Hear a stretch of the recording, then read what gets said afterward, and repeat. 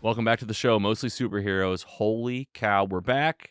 It's been a huge, long hiatus. It's real dusty in So here, it's dust. No, I cleaned. And Looks clean. we'll do a little intros. I'm your host, Logan. Scotty Scoop. Andy, the giggler. Oh, Andy.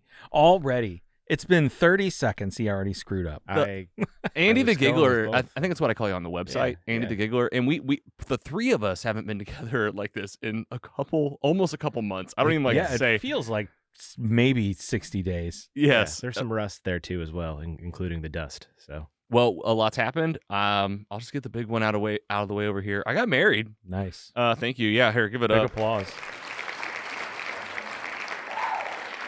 And a boo, if you were looking forward to maybe a single Logan in the future, there's some boos in there. Boo. It's not gonna happen, It's not folks. me. That's Yeah. we don't have the boo Yeah. button. Okay. The boo button, which it's October. Happy October, everybody. This is coming out. Hope you're happy to hear from us. Thanks for coming back. And yeah, man, I got married. Carrie and I. It happened just a couple weeks ago. We did a honeymoon, domestic, San Francisco. We were trying to do California for a long time. And whenever the honeymoon came, it was like, we still haven't been to California. 6 nights there, right in the Bay Area, as they say. And it was so much fun. It was right on the ocean, right on the bay. You could a lot of people watching around some tourist areas where we stayed. We stayed in like Fisherman's Wharf, which is like the #1 tourist spot in San Francisco. Like if you're like, oh, you went to the tourist area. Yeah. And I'll tell you what. You're a tourist. And we're tourists. And they had every single thing we needed locally, so we could walk around, do our thing. Had some beach time, had a lot of good food, and then we came back home and took just 7 days off at home. So like if you're thinking about I thought about it hard when we were thinking about how to plan a honeymoon, what it meant. I told her, I said, the most important thing to me is trying to plan to have like 14 days off, like to where we don't have to check any emails. We don't have anything that we have to worry about with managing the finances, just can we unplug for 14 days, knowing that this isn't happening for, a few months when we're planning things. So I would challenge anyone out there getting married, take the time. I'll tell you this, it was like reminded me that this is a culture that embraces marriage, and my gosh, take the perks, man. For sure. You guys were at the wedding day. Yeah. Oh my God, the perks. Great. This Beautiful. is the perk. Partying with your best friends on Yeah. the rooftop of a St. Louis hotel called the Moonrise. Has a big moon on top. We had about 80 or so people there. It was small and tight. It was hard. That's a tough list. You guys know. You remember. 80 awesome people. Yeah. for sure. Oh my God, that's a tough that's game. So fun. I'll tell you this. This is what weddings are. This is what getting married is. For someone like me who wasn't planning on it, met someone, fell in love, and then you go through it. It's like if you have any kind of friends or family in your life, hopefully you do, it forces you to kind of go down the list. Like you gotta make a cut. You pretty much face every relationship that you've had in your life. You really do. You think about every person you've known who might be there, who could be there. Yep. What kind of wedding am I going to have? And we did. We got it to a place where we said, listen, we want to be small-ish, simple. 80 people to me is still 5 times bigger than what I even had in mind. Like I was ready to, throw my phone in the ocean and be like, it's just the two of us getting married on a beach. Maybe still with our buddy Parker who married us. I mean, He did so good. he did a great job. he did okay, right? And we had a good time. So yeah, thank you for everyone that reached out. We had a lot of people from the show and friends reaching out, saying nice words, and partners of the show, people that have advertised with us or sponsored us or been to one of our events. So many people reached out just saying congrats. So really appreciate that. And that's my big update. And I got to hear about a vacation. This is going to get some world experience to you listeners. I want to hear from Scotty Scoop. So that means, Andy, you can get your catch up ready first because me and Scotty did a little prep for this. You just took a real vacation out of the country. Tell us where you went, how long you were there, and what the experience was truly like. That's what I want. I want to hear. I want to be there. Yeah, so my wife and I took a trip with a couple of our friends to the island of St. Lucia, and that is in the West Indies, kind of like the Caribbean archipelago down there, South America tip. It's an island about 200 square miles, I think, less than 200,000 population. A lot of jungle. It's, of course, tropical. Flew there. Everything was great. What airline? It was Delta. Nice. And it was cool. Yeah, it was good. No problems, no delays, no frontier situations. It was about we flew to Atlanta, and then it was like another five hours or so from Atlanta to St. Lucia. Did the Airbnb thing down there, and that This is like a friend trip too, right? this Like is a friend trip. Group Yeah, of there friends. was three couples, And so it- there like- were 6 of us. It was like, hey, we're gonna do this. Yeah, like, we're on just vacation. gonna go. We're gonna rent an Airbnb, and something personally I would not recommend Doing like the doing the Airbnb. Yeah. Out of the country, and not so much out of the country, but into what I would describe as a third world country. Mhm. This place does not have a lot of money, and you know, you got to shop for yourself, you got to cook for yourself, or you got to find places to eat that might have something to suit your American palates. So you can okay. So you can handle the food. Yeah, you can get something know, that's recognizable. Yeah, recognizable, or something that's not, you know, might very well be tasty, but might not be so friendly to your stomach. It was just kind of a hassle, Yeah. you know. You said it was like 50 miles airport to Airbnb. Yeah, we drove from the south tip of the island all the way to the north tip of the island in a rental van. in a small rental van. It- It's like a Suzuki.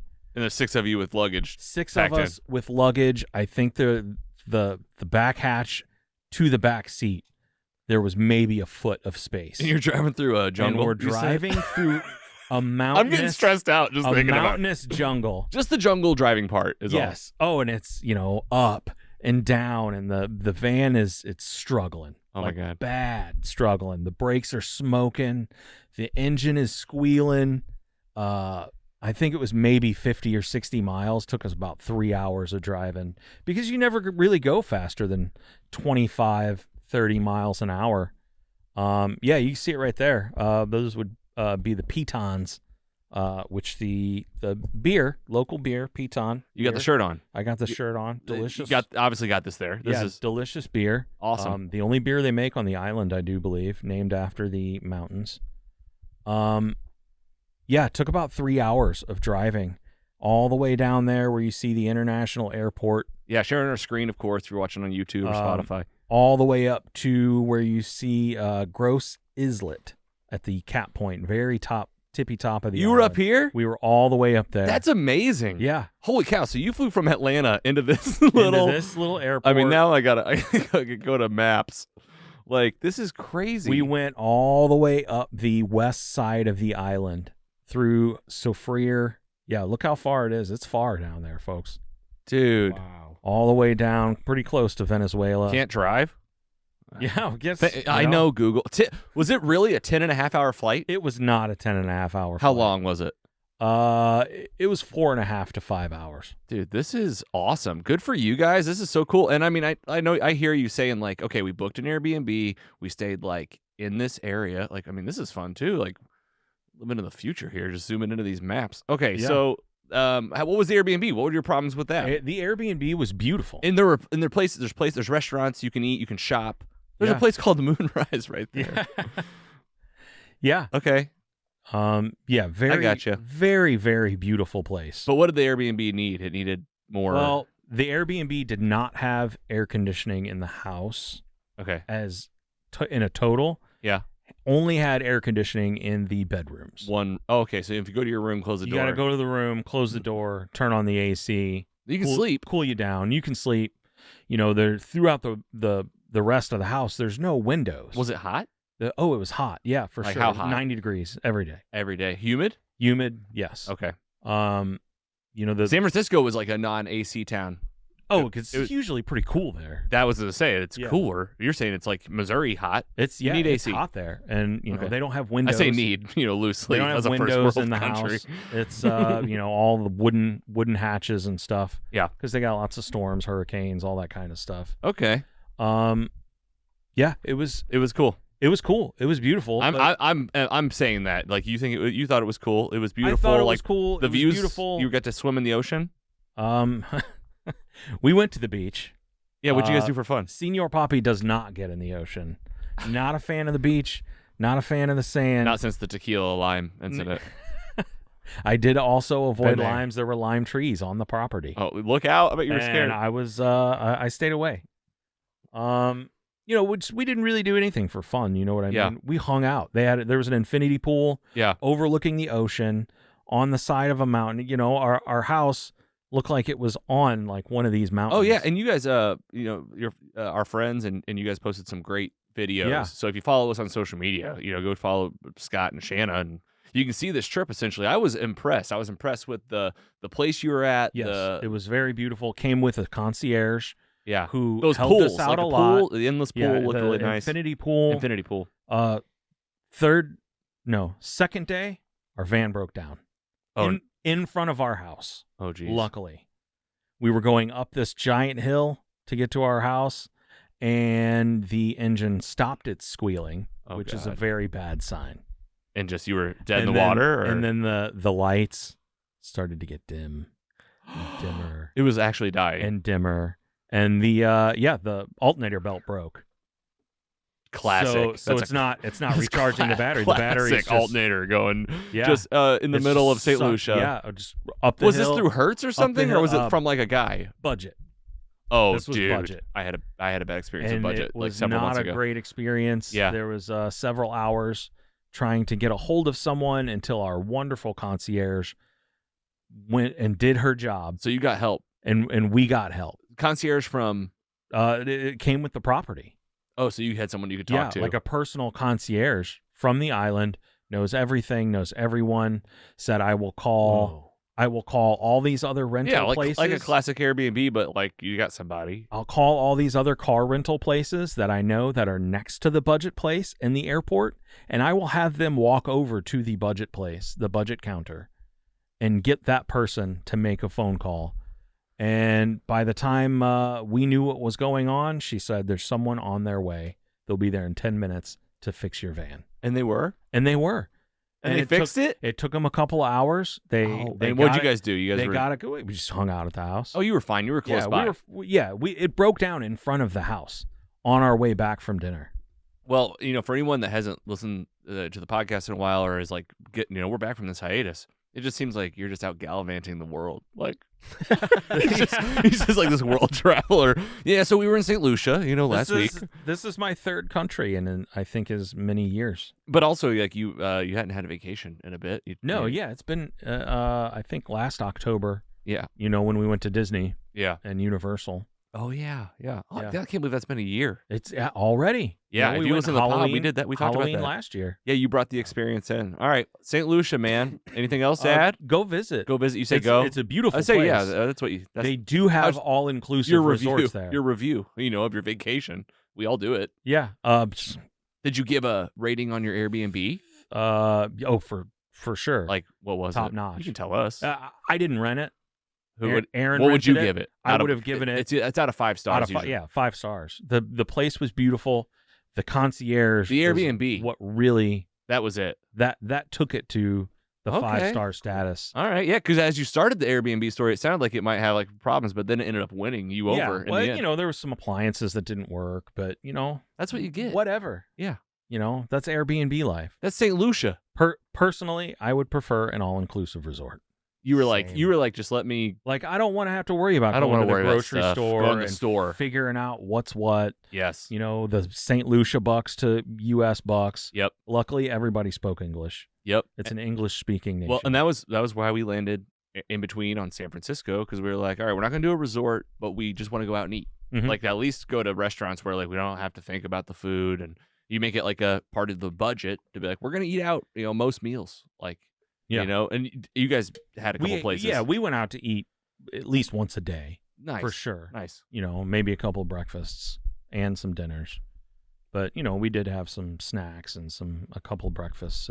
We did have a personal chef come the night before we left.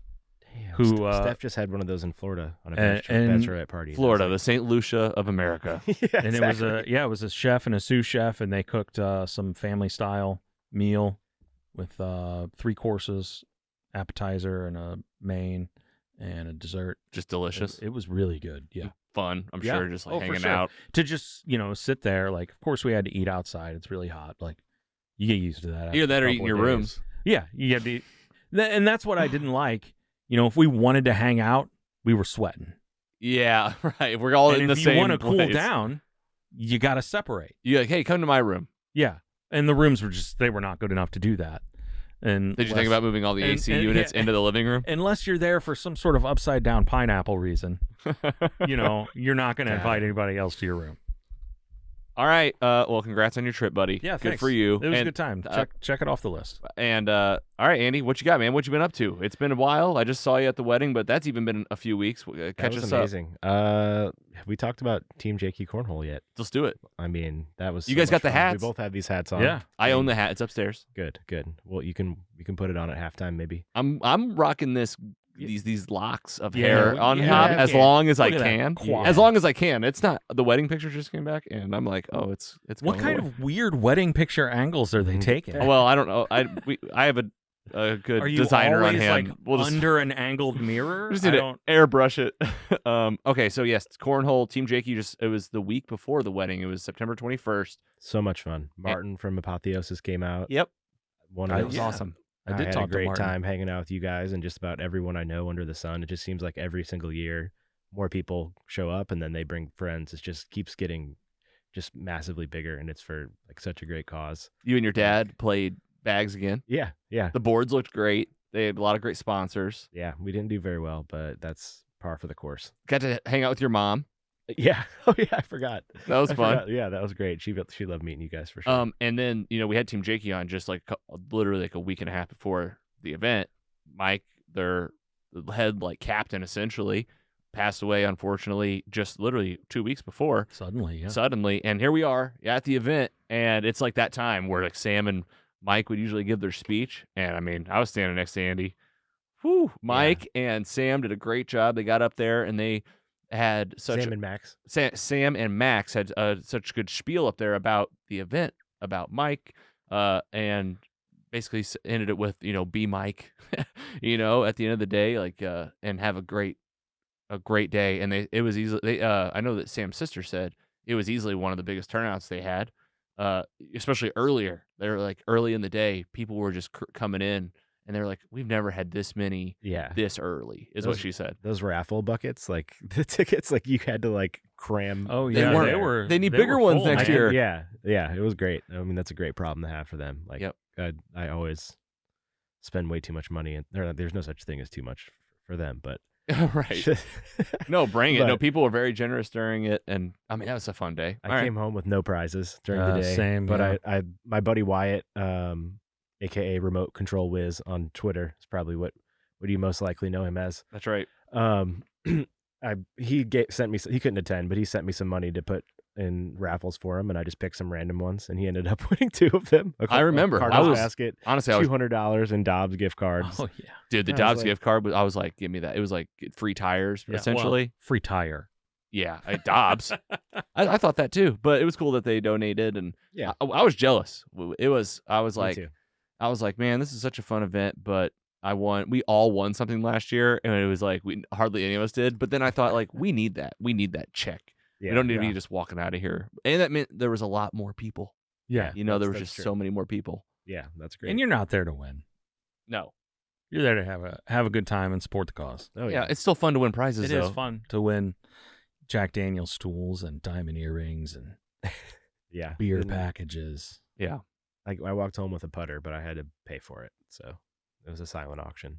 Okay. Oh yeah. That doesn't feel as cool, but And your wedding anniversary is this week, yeah, for sure. so you guys are hanging out. Yeah, going to the Blues game, all inclusive tomorrow night. You got time. I know it's a surprise. It's the season, right? I don't think Steph will listen to this before tomorrow, so we're I good. release it tonight just to text it to her, be like, She's gonna you be were gonna here want to any listen to minute." this. yeah. I think we're gonna definitely. I want to get the gramophone this weekend for sure. Yes. So maybe I'll hit you guys up. Can when we we're come? going up there? We're gonna got dinner plans at the new Gordon Ramsay place. Oh man. At on Saturday night. I'm Oh, excited. Do you know have you been looking at the menu? No, I have Oh no my idea. Have you been? No. You're saying it like. I'm saying it like as a fan of Gordon Ramsay. Have you had his food before? And, well, I just, anytime you're like you go to an expensive restaurant, Yeah. you menu creep. Yeah. I just You know, want to like, oh, what is this menu? What am I gonna get? oh man, I wonder how hard the person got yelled at that made this. Right. Like, Yeah.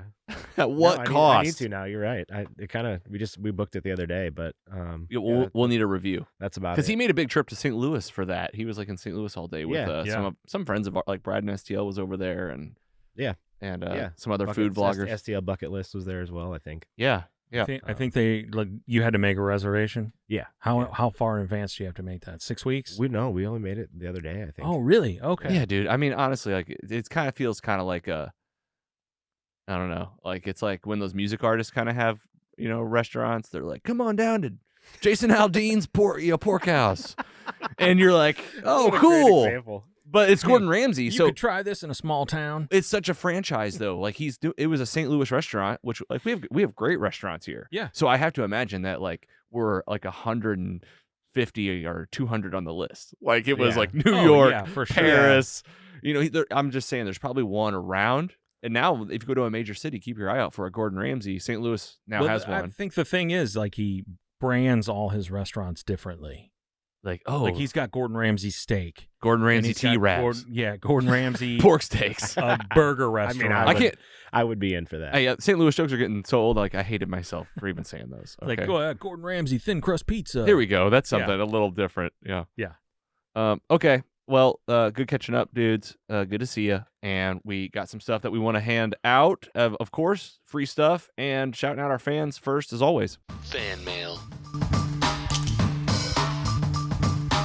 Congrats, Owen G in Illinois on winning some free merch. He entered on the website at mostlysuperheroes.com/contest. You got a shirt on the way. Post it when you get it. Post it, Owen. We want to see it. Congrats to Scott. Help me with your friend's name. That is Kwadwo. Kwadwo. Congrats, Kwadwo G. St. Louis for winning tickets to Avatar The Last Airbender in concert.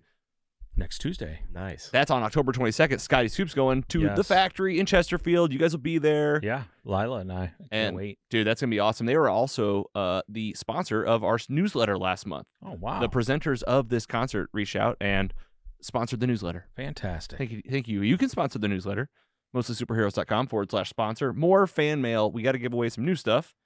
We just went to a concert right when we got back from the honeymoon. The very next night, went to Red Flag in Midtown here in St. Louis. Saw Many Eyes, heavy metal band.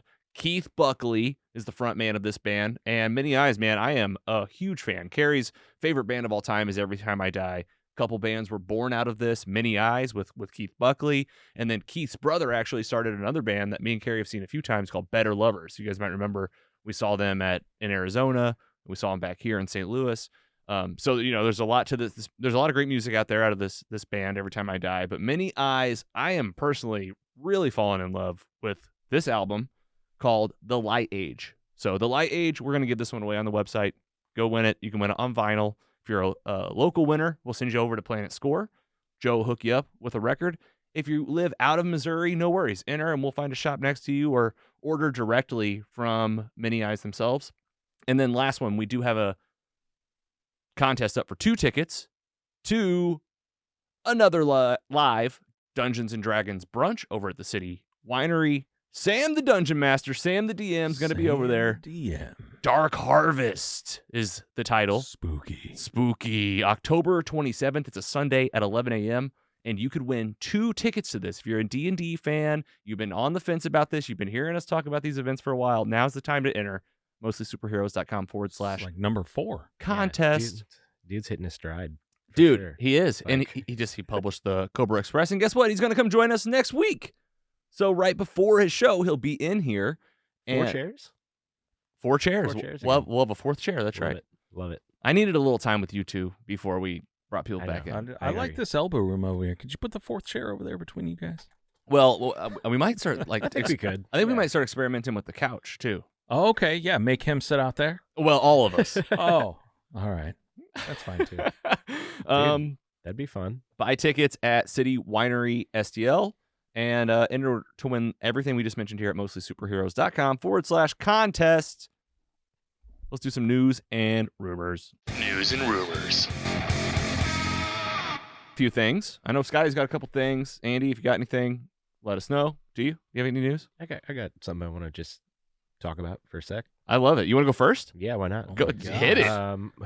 It might be on your list already. I would love it. Yeah. How about we talk about the picture that James Gunn just released this week? Oh, mark that off my. Oh, I didn't have it. I did. Yeah. Oh, Superman and Crypto. Crypto. Should I give it up? Yeah, Give bring it up. Please give it up. Give it up so fucking hard. That's hard. I love that Crypto got the F-bomb. Yeah. Yeah. It was about Crypto the dog. Yeah, here we go. Like we're seeing images. It's happening. Corn Sweat. David. Corn. I think Corn Crypto's going to Sweat. be the James Gunn like MacGuffin of like the Groot or Rocket. What was it in Suicide Squad? I guess that I can't think of it. There's always one part of the movie Weasel. Probably. There's always that one part that where it's just like Baby Groot or not Baby Groot's another one. Baby Yoda. I don't know. Just the one thing that keeps you coming back. I guess. Cute character. the Oh, one I see. character I see what you're saying. You're that's talking like- about like bringing in the cute factor. Yes. Okay. Okay. Yeah. Totally. And like the toy.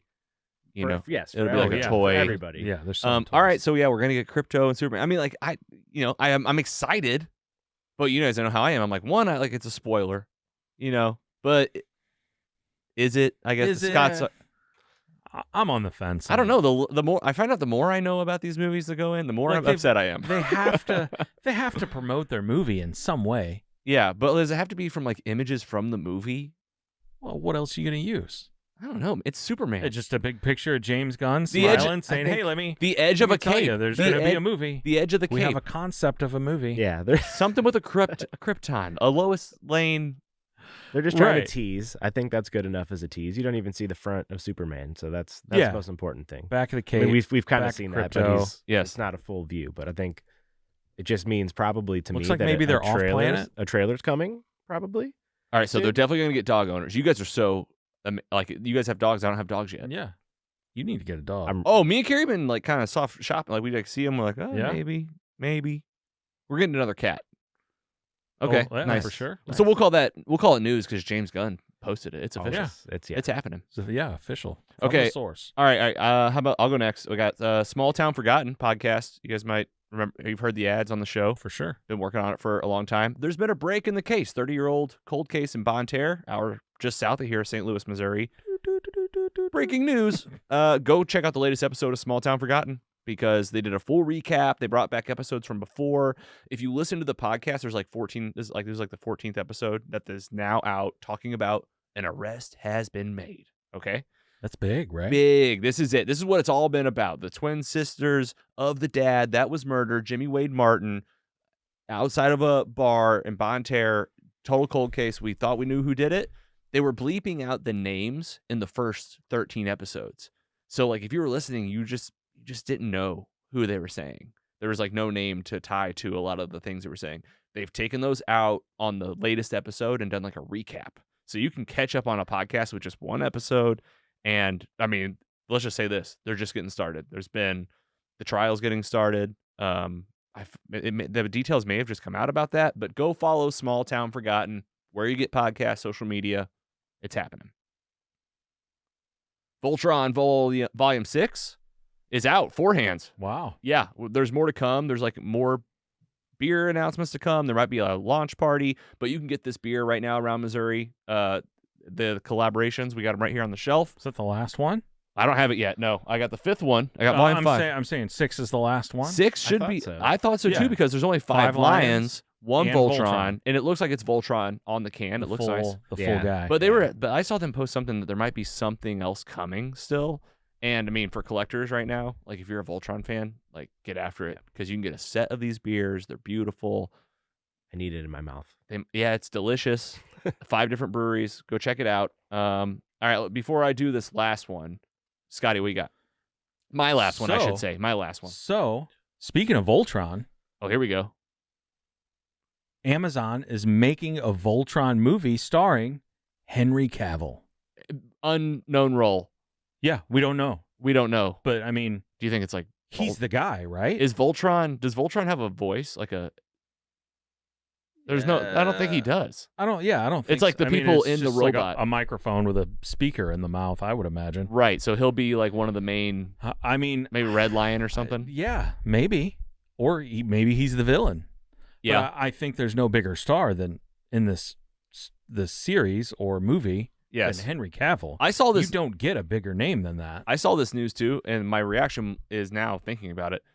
I found out that there was a Voltron movie via that Henry Cavill was going to be a star in. Yeah. So I kind of didn't get to react to like there's a Voltron movie. Yeah. Like, I think it was kind of like that was the big drop. Well, seeing how they did the original show, seeing how they brought it back with this Netflix series that was like more of a longer dramatized anime version, Mm-hmm. like a movie now gets me pumped up. Like you Yeah. might be able to bring something that, I don't know. They did that Power Rangers remake in like 2017 or whatever. Yeah.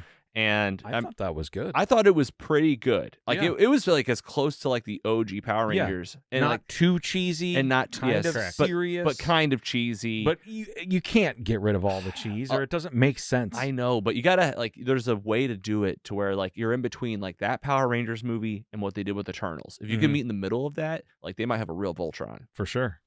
Okay. Exciting. Well, did Four Hands make this happen by making Voltron popular? I'll again? tell you this: they definitely didn't delicious hurt. beer? They didn't Right. hurt the cause. I Okay, think we need to look into this. If anything, they're going to sell some more beers here in 2 years, whenever it comes out. exactly. And I mean, they got these recipes. They're gonna be brewing this Yeah, beer. they're They're gonna gonna bring keep it it back. going. All right, that's pretty good. What else you got? We've seen a Thunderbolts teaser. Well, yes. two of us have seen a Thunderbolts Okay, teaser. I will. No, I watched one of them. Mhm. Well, there's only one. Okay, then I think I've seen. It was maybe a minute long. No, I saw a it. minute 20. So spoiler alert if you don't want to know. I mean, they show some stuff. They show some stuff. Captain America, Sam Wilson's back. I'm so pumped for this. Harrison Ford is No, General. I'm not talking about. Oh, I said Captain, Captain America. America, yeah. Sorry, Thunderbolts This is teaser. I Thunderbolts. haven't seen this. You're right. Yeah. Okay. Yeah. This is the I haven't the seen new it. team. This is John Walker. But we This can talk is through them. Yeah, White Which one Widow. comes out first of this? Thunderbolts is first. I got you. No, I got you. Thunderbolts is after. Okay, Thunderbolts Thank is you. after Captain America: Brave New World. got it. And I Yeah. mean, while we're on the subject, I was doing what's next on the MCU. So yeah, this is coming out. It's targeted for May 2nd, 2025. Yeah. And Captain America is February. Yep. Right. Captain America. February 2nd. I mean, just to run through the list, Agatha All Along's on right now. Yeah. Talk about that a little bit. Your friendly neighborhood Spider-Man was formerly called Spider-Man Freshman Year, animated series about Spider-Man. They released a poster for the show. Did you guys see this? No, I didn't This see was that. this was like several months ago. Here it is. Oh, okay. First official look at your friendly neighborhood Spider-Man has I'm so sorry Yeah, for that's that. weird. Okay, so here's a look from looking at YouTube. There's a screenshot here of like what's going to be happening in this Your Friendly Neighborhood Spider-Man coming out in 2024 is what this IGN article said, but obviously I don't think that's happening unless it's Yeah. But that's look a at this. couple- Look at couple this. months ago. Tell me what you see, Scotty. I see something that's really gonna scratch that nostalgia itch. It seems like nostalgic, right? Like that is a It's not the 90s animated show. It's but it's this looks like almost a 70s style. yes, it looks like comic books. Yeah. Like you got a Doctor Strange in there, you got But all these there's different some- Spider-Man some characters. modern Iron Man. looking it looks like you got the Future Foundation Spider-Man down there in the bottom left. So I mean there's some modern looks, but just the style looks like it's an older style. Yeah, and I'm so excited for this. This was the one that was formerly Spider-Man Freshman Year. Like, in my mind, it's like Tom Holland's, like a version of Tom Holland's. That's what it was to me in the beginning. A version of like this the was MCU. like, stuff he did, but you hadn't seen. But now it seems like looking at this might they be have its like own changed. kind of thing. It's almost, but I mean, this has had to be in the works for a little while because animated stuff just takes a little longer. I think.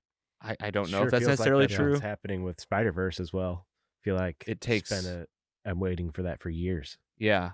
5 years, 10 years. Well, and with the success, I'm thinking like, did X-Men 97 have anything to do with like the route they went here? I think it would have been like after the fact. So anyway, this show's coming. Eyes of Wakanda is a TV series. Mm-hmm. This is outdated. It says 2024. That's not this year. Yeah, it's not gonna happen. And tell me if this got pushed. Captain America: Brave New World, February 14th, 2025. That's right. I think that's right. That seems right. Daredevil: Born Again is in March. Yeah. The show. I can't wait. I don't know if they're still planning on doing like 20-something episodes of that, but I think that was the plan before. Yeah, it was supposed to be 18 originally. Thunderbolts with an asterisk. I think I'm calling Dark Avengers. It's basically, yeah. May 2nd, 2025. All right, and you want to talk about this one particularly, Well, so just- good time to pause. So we just got that it Black dropped. Widow, U.S. Agent, US John Walker Agent, from Falcon Winter Soldier, Uh, Ghost from Ant-Man and the Ghost Wasp, from Ant-Man. the Russian girl from Black Widow, the guy's daughter that was Taskmaster. Yeah. Oh, yeah, for sure. And Red Guardian. And we've done a really good build up to this, and then Bucky Barnes. Yeah, Winter Soldier. And oh man, he's got longer hair. Yeah. I did see part of it. His arm was in the dishwasher. Oh, yeah. Great. Yeah, there's some good callback scenes and action scenes that we can see already with definitely callbacks to Winter Soldier movie. And somebody we've never seen before, the Sentry. The Sentry, which yeah.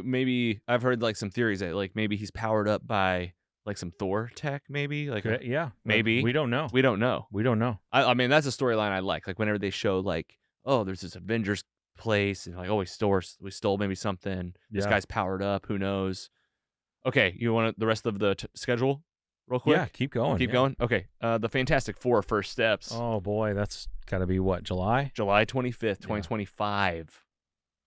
So It's gonna be a big year next year, folks. Blade, November 7th. I don't believe that for a second. Why would you? There's only one Blade. There's only gonna be one Blade. It's not happening. Ironheart TV show in 2025. Avengers Doomsday. Robert Downey Jr. is back as Dr. Von Doom. We haven't even talked about it on this show together. We haven't? We haven't? Maybe. No, we yeah, have. I thought Maybe we I- had for sure. That hasn't You know what been that that was? I long. just wanted to relive it. Yeah. Yeah. Because- Oh, come we on. can. No, it's okay. I think. I about mean, it- we'll see what he does. It I seemed think a about little, it every day. seemed a little desperate, but I'm excited to see how they do it. They signed the contract. He's getting paid $100 million to do it. Just bring it. Yeah. Bring it's the it. multiverse. You've got to expect some familiar faces and maybe some different names. All right, then there'll be an untitled Vision series. I don't know if they've titled that yet, but Vision Quest maybe. Vision Quest is yeah. I think what they're going with. We'll find out and what happened to that White Vision and WandaVision. I'm pretty sure I know what's going on there. What do you think? Ultron comeback? The Vision Quest. I think he's going to be. This might be the main thing that drives the assemblance of the Young Avengers Oh, okay. I Okay, see that. with I see that. Vision. with Vision. Well, and what have we had so far? There's a comic storyline. What have we where had so far with Young Avengers? We have had We've got Kate Bishop. who was just recruited by Miss Kamala Marvel. Khan, Kamala Miss Marvel, Khan, in yeah. the in credit scene of the Marvels. We've got who else do we have? Young Loki, Young. Yeah, we could bring in Yeah, young just the Loki. rest. Yeah, the rest are just potential, I guess. Kid But, Loki. I forget. what he's- Kid Loki. okay. yeah, it's all kinds of them. Yeah, right. obviously it could be Scott Lang's Isaiah Bradley's grandson. Totally. Yeah. From Oh yes. For sure. Oh yeah. Also, Hulk's. Just saw Hulk's son recently, and Scar. Oh in in the Hulk series. yes, we saw him. New Falcon. Because I think he's an adult. Yeah, he's too old. okay. He's All the right. medium. He's like the middle-aged Avengers. All right, I mean, and he's then- the Falcon. all right, so and then he's Avengers- an Avenger. Avengers Secret Wars, May 2027. What do you think about that? Yeah, that's going to be So far away. very interesting. Yeah, it's like hard. That'll to, be coming off the back of Fantastic Four, I believe. I mean, we're just too far out. We're not even gonna get Yeah. into it. I mean, I have all sorts of theories, but we'll just see. Live action Spider-Man sequels will be coming at some point. Tom Holland signed a 3-picture Yeah. deal. 3, I think. 3 or 5. 3 or 4. 5? Might have been 5. Yeah. Because I mean, he's gonna be in both the Avengers films. I think Yeah. again. Oh yeah, he's got to be.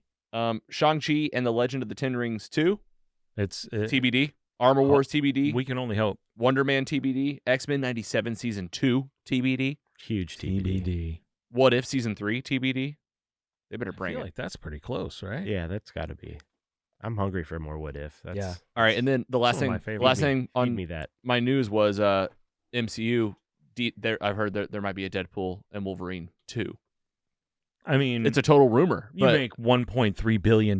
You've got to at least think about it. and considering the slate, I'm glad we did the slate first. Like, yeah, you can just do it again, but Bigger.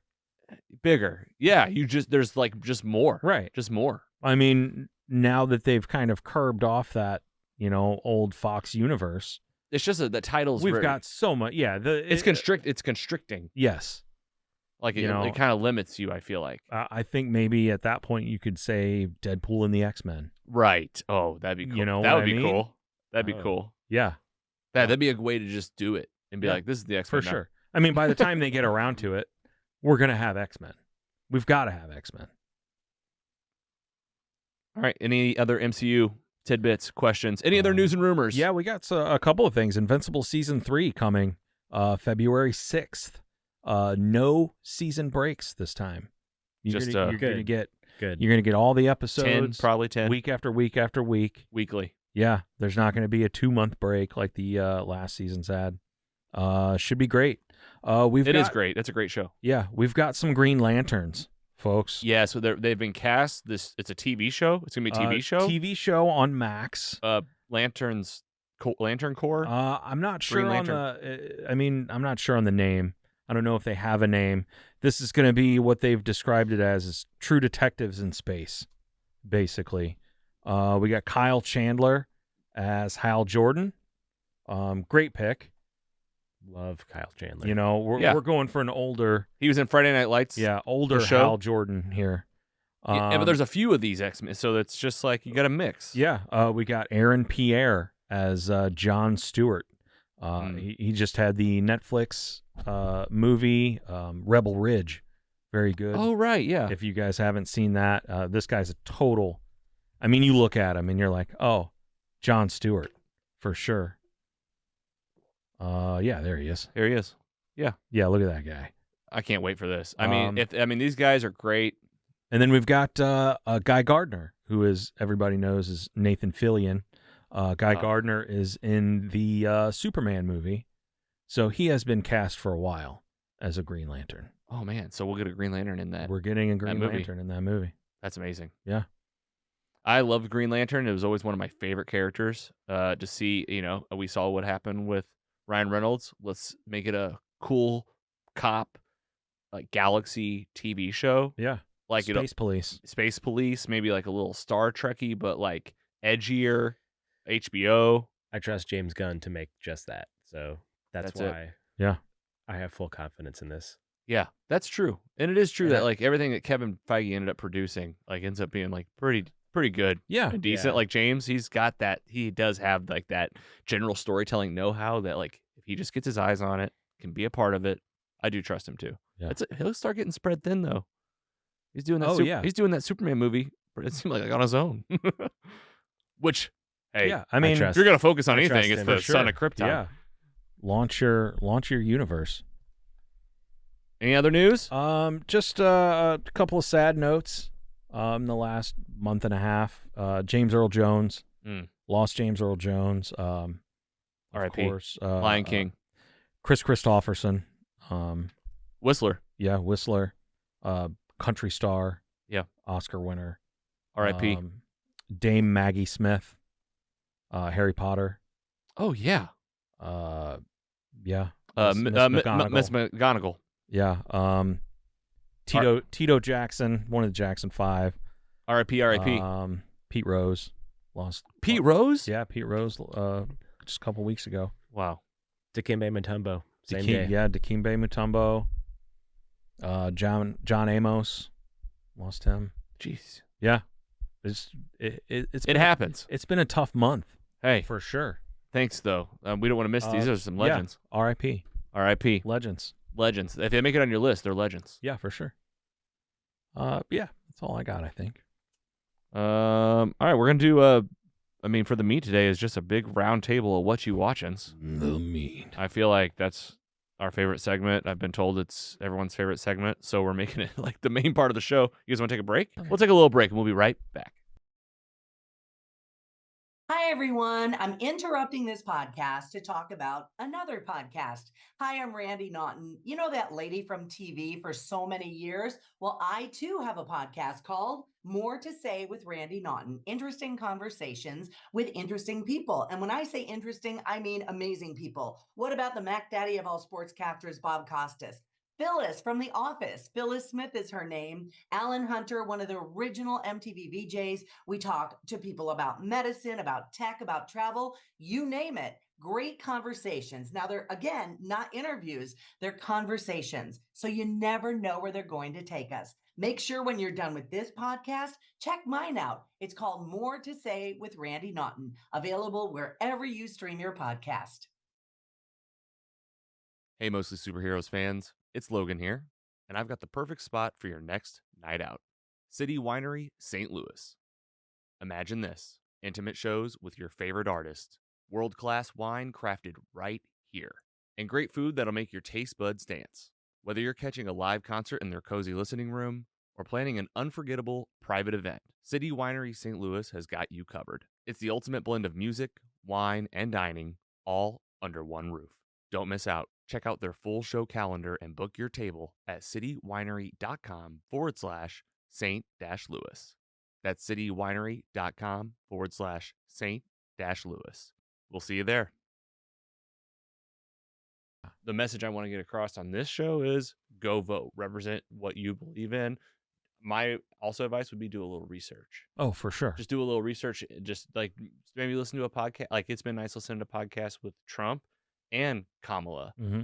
Truly, like that's what I've been doing is like just search their names, search for like interviews. Like you heard them in the debate. Like I'm truly like just listening to both and like going with my instincts and then prepared to go to the ballot. So like go to the ballot. Make sure you're registered. Yeah, register. I mean, I think we're past the point if you're not registered. I think you could still get in. I don't think you can. It might be too late. Well, if at least here in Missouri, I think October 4th was the cutoff date if you're not registered. Yeah. Get registered. And it is the 5th. November 5th. The Tuesday, you can also vote early. We're looking into that. Early voting is everywhere. A couple years ago, I voted early, especially if you're in some other swing state. Georgia started its early voting yesterday and had a record turnout.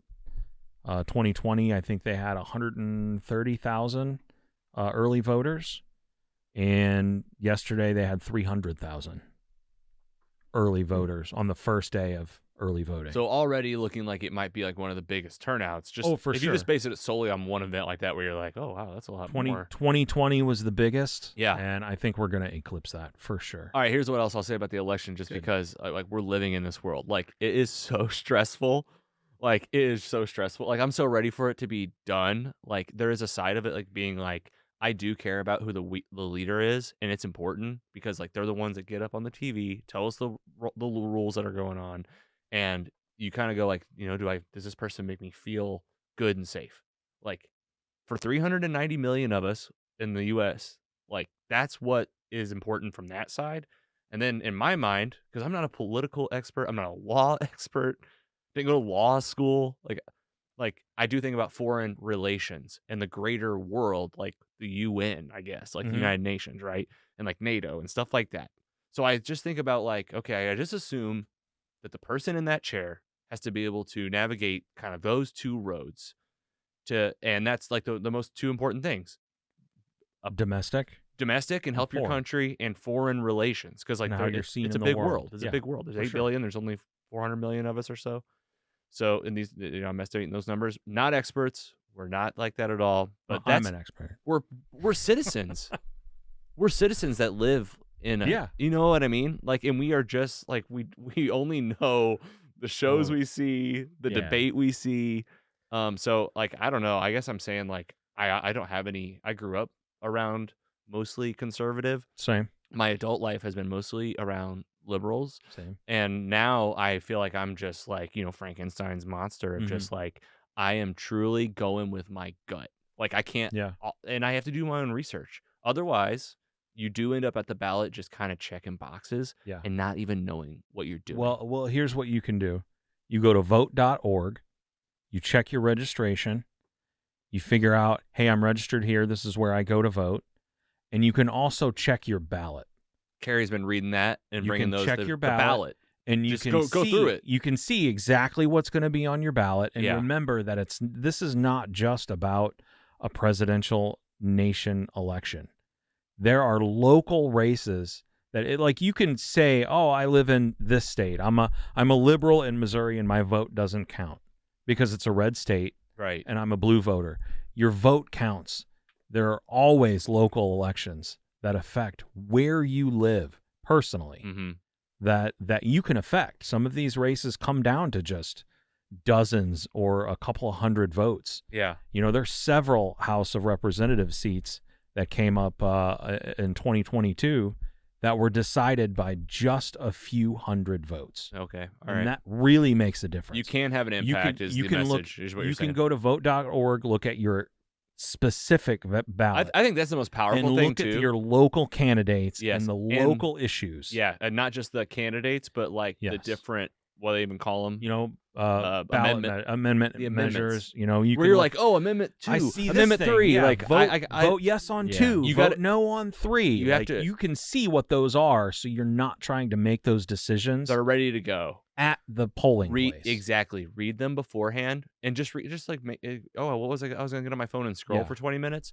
Carrie has been bringing it up and going like, all right, here's this one. Yes. Here's this one, and we just like we'll be like, okay, if we have a question about something, we might do a little Google. Yeah, You just like for do a sure. little research or something. And- but and otherwise, make we're sure like you these read a actually little bit, they 'cause do the- explain it though. The questions can be a little confusing. It's so confusing. We Yes. shouldn't sugarcoat it whatsoever. Like Yeah. you're not alone out there. If you're like me, I get confused by the political landscape. Like I don't trust hardly anything. And at this point the game has been figured out in my head. It's like it's two extremes put against each other so that it forces the needle to move so that you can get things done. And the competition of that, like in theory, is like healthy, but it's gotten to a point where it's like so extreme and things like happen so fast, or they're like sneaky, like with bills and things that you're like being told you're voting for one thing, but then you're told that you're voting for like something else that was like tucked in there. Sure. This is like I'm so scared of that, you know.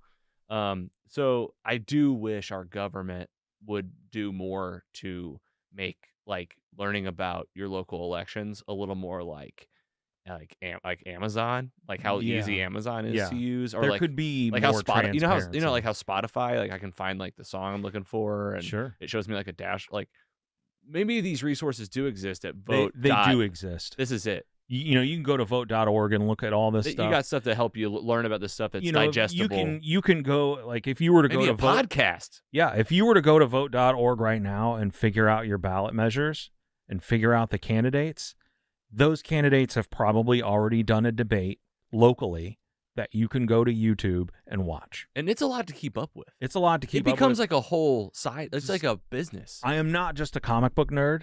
I literally listen to politics almost all day Have you been while I work. Have you thought about having your own political podcast, Uh, or is it like I don't want to be in the spotlight, like we were talking about earlier? No, it's fine. I don't Like with mind 'cause that. There's like a risk. I I feel like don't a little want bit. to. It's a little risky. It can be risky. In I my don't mind. want to. I'm not trying to be like. Well, no, I don't sound wanna- scared. I sound like I live in like communist. I Russia. don't want to negatively affect other things. Yeah. Like, because things are so divisive. Right. You They know, are. Yeah. Polarizing. You know, polarizing. Exactly. And like, pol- you that don't word, know that like, word polarizing. When you start hearing right. somebody talk like, about, I certain don't want to things, hear about, you know, Yeah. this guy leans this way. I kind of liked it when he was just talking about this. Yeah. You know, so And making I an definitely want to be in those conversations. everyone should be open-minded in my head, because a person can make the difference. Like you might feel a certain way about parties, but just keeping like I'm not even saying it's advice. I'm just telling you what I do. Like Yeah. I literally look at the two people that are up against each other and just really dive into their background. Yeah. And for like the election with everybody, I try to like get the local stuff in, but with the presidential election around the corner, Yeah. like I spend kind of most of my time on that because it seems like it will have the biggest impact. But then I think like, is the president mostly just like a front man for like the country, He's a figurehead. or he or she, you know, Yeah. you know what I mean? Yeah. They like, does it, That you know just what I means- mean? That just It's- means that the local elections are, like you're saying, are even They're that much even more more important. important. they're even They'll more affect important you- because they'll because affect you more directly. than- the Senate has equal power. Okay. The House has equal power. Here we go. The judiciary has equal power. I see. Everybody keeps everyone else in check. Sky's helping us. Like, it's important to pay attention to your local well, elections. Your local elections, and it's important. Media literacy in this country is a very big problem. Yeah. Like it's getting to like very- non-existent. It's very important that when you're doing your quote unquote own research, that you're not doing what's called confirmation bias. Oh, just searching what you want to see. Just searching, the answer to the question you'll that find you're it. asking. You'll You'll find exactly what you're looking for, and you're just confirming your own bias. You need to figure out a way to ask the question in a neutral manner that you're looking for the answer. Yeah, for. topical, like nouns and names and bills and details, so you can get to acknowledge that like half of the content on the internet is out there to divide us. You need to get multiple sources. You need to drill down to the original source. Yeah, and figure out, hey, where did this story come from? All right, well, was it the Weekly World News next to Bat Boy? Right. Or, was this a legitimate news source? Right. And if you're getting your news from Saturday Night Live, like that's probably not the Weekend best. Update, they're not giving you, it's as much as I love The Daily Show. Right. It can Stephen Colbert? We're going to talk about what about Saturday Stephen Colbert? later. Well, a lot of people, due to media literacy, can't tell the difference between satire and real news. Right. And there's a lot of satirical stuff out there where they're just kind of making fun of and usually fake that stuff. And it has a side to it, like whether they mean to or not. Like they kind of show their cards on like, this is the way we're leaning a little bit. But SNL, I feel like sometimes I'm like, I don't know who. Right. Like you think everybody's in somebody's pocket. Like that's how like distrustworthy I am. Right. Where I think like Lorne Michaels is getting like death texts from Donald Trump or something. Not surprising. He probably is. Well, I'm proud of us for talking about the election because it's like freaking Team Jakey in the stigma. Yeah. Like it's like you're scared to bring it up. You get nervous. I think that's the side of it too, is like, I'm just embarrassed with like how little I know, and I do want to be more informed. So I will say that it's just like anything else. Like what you do with your time is up to you. If I want to be more informed about those things, it's out there. Find topics. You got to find it. Go to YouTube. Almost on a daily basis, I watch live Senate hearings and live House hearings. Wow. All kinds of stuff. We might have to start one. Little inside. We should inside look. We should maybe start one because people are just maybe we should. We'll think of what would you call it? I don't know. I don't know either. We need Carrie. It's good. Yeah, we need Carrie. We need the namer. Election 2024. Go vote. Local. Make a plan. Make a plan. Be informed. Get to the ballots. Yes. And vote early if you can. Yeah, vote early. Did you have anything? Happen. You want to say anything? I said it all. I agree. I mean, honestly, what Scott said about like the local elections, that's my thoughts. I feel like Andy's going to run for governor one day. No. He's going to be like, I got to really watch he's this. Busy. Definitely he's sitting on the fence. He's like, definitely not. He's like, I can't come down from the fence. The meat.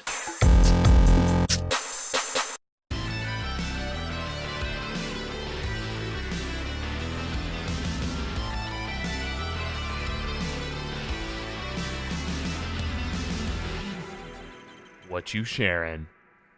Welcome back from the break. This is Mostly Superheroes, back in the basement in St. Louis, having fun with Andy the Giggler, Scotty Scoop. I'm your host, Logan, and we're going to do What You Watching for the meat. I've been craving just a round table of catching up on the TV shows, the movies, concerts, anything else you've experienced lately that you want to share.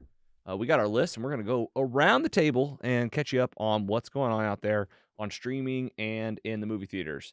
How about we go to, does anyone want to go first? I got a strong list over here. I'll just kick us off because we were talking about MCU just before the break. So how about Agatha All Along on Disney Plus, a Marvel miniseries created by Jack Schaefer following Agatha Harkness's quest to regain her powers after WandaVision. And the episodes will be released every Wednesday. There are going to be 9 total episodes in this show. There have been 5 so far, and it's going to go like right through Halloween. So if it's like perfect spooky type of show to watch about, it's witches, man. Witches and the Witches Road. Who is caught up? Me. Is episode 6 was tonight? Yes. Okay, so yeah, I'm caught up to 5. Spoiler alert. Okay. What do you guys think, man? I've been really into it. I think. For sure. I think it's got a cool vibe. Like I didn't know that I had any real expectations for this show. Yeah. Just because it's like a tertiary character, only real comic book fans are really going to know a lot about like Agatha Harkness, other than what's been seen so far in WandaVision. In WandaVision, that's it. MCU guy over here, that was it. It was oh, there's another witch. It was Agatha all along. I killed Sparky. Like I'll never forget that she killed that dog. Like that's what I'll say is she ended up being the villain of WandaVision, big time, right? Big time evil. So evil that her mom was like, I'm going to kill you. Yeah. And now this show is like, I'm bad, but I'm powerless, but I'm kind of good, but am I good? Yeah. And that's the vibe of what they're doing. That's the vibe for sure. Audrey Plaza? Aubrey. What'd I say? Audrey. Is that the name of your daughter? Yes. Oh, that's what it was. I was just thinking of your, I don't know. Oh, yeah. Aubrey Plaza. Aubrey Plaza. That's hilarious. I bet she's like, God, because Aubrey Plaza's listening. She gets it all the time. All the time. Poor Aubrey's and Audrey's. Yeah. It's just this old switcheroo. She shows up. I mean, it's freaking good. I was into it. I was like, okay, we got witch on witch here. Yeah. Oh, yeah. Oh, yeah, they did. Oh, my gosh. Oh, yeah. What the heck? And there's some sort of spoiler alert. We said connection. Love connection. This isn't like an old lover. Some past, yeah. They're like together. For sure. Or well, they were 5 episodes in, and it's like she came to kill her, and it's like, no, I loved you. Or did she? Yeah. All right, and then we got this kid. Oh, who's this kid? I want to help you go to the Witch's Road. I kind of know hand magic. I know, not hand magic, like practical magic. Yeah. Like, oh, who are you? Blah, blah, blah, blah, blah. And his mouth, like no one can see it. Yeah. It's a sigil. A sigil. The witches say. Yeah. This means the identity is protected. Whoever, until it's not important anymore. And we're doing we don't know who you are. I like how we're doing our own previously on right now. Like this is really good because we skipped the biggest part that like the show like kicks off with her like in the curse that Wanda left her in, but then Wanda is supposedly died in Doctor Strange, Multiverse of Madness, after being the villain, dies. So now, like Aubrey Plaza says, you're stuck in this messed up curse. Yeah. And she has her come back. I'm getting like goosebumps. It was cool seeing her come back through all the WandaVision characters she played. It starts as like Agnes. A kind of like, what was it? Mayor of Easttown kind of like. It was totally Mayor of Easttown. Yeah. Carrie said they're doing Mayor of Easttown. I was like, I was like, yeah, because they did TV shows, so now it's and the She's neighbors got to kind of back out of it. Is oh what my it seems god, like. they bring back like Norm or whatever his name is. Oh yeah, great throw. I mean, all the guys, so many characters the from whole WandaVision. The whole neighborhood's there, and he says like, yeah, you were. She's like, how long was I in that trance? And he's like, 3 years. Yeah, and she's like, so you guys were just letting me walk around and be goofy? He's like, we just tried to help you out. Yeah. And they were all just playing along. Like they were, right? Yeah. No one else was cursed. They were just doing whatever. She like, they all of a sudden you took on, they're like the last 3 months, you became like a cop. Yeah. And just started showing up to the police station. Like, this is funny. Like, I was really laughing. Catherine Hahn is honestly 10 out of 10. She oh is. my God. Yeah. Naked? That too. Yeah. Also, no, they showed her butt. That's what I meant. No, no, I wasn't saying that. I was just saying she got naked. She got naked. You saw it. We got a Marvel butt. Yeah. Yeah, all right. rare. So then the kid, he's part of the investigation. Long story short, I want to go to the Witch's Road. If you do the Witch's Road, you get your best wish.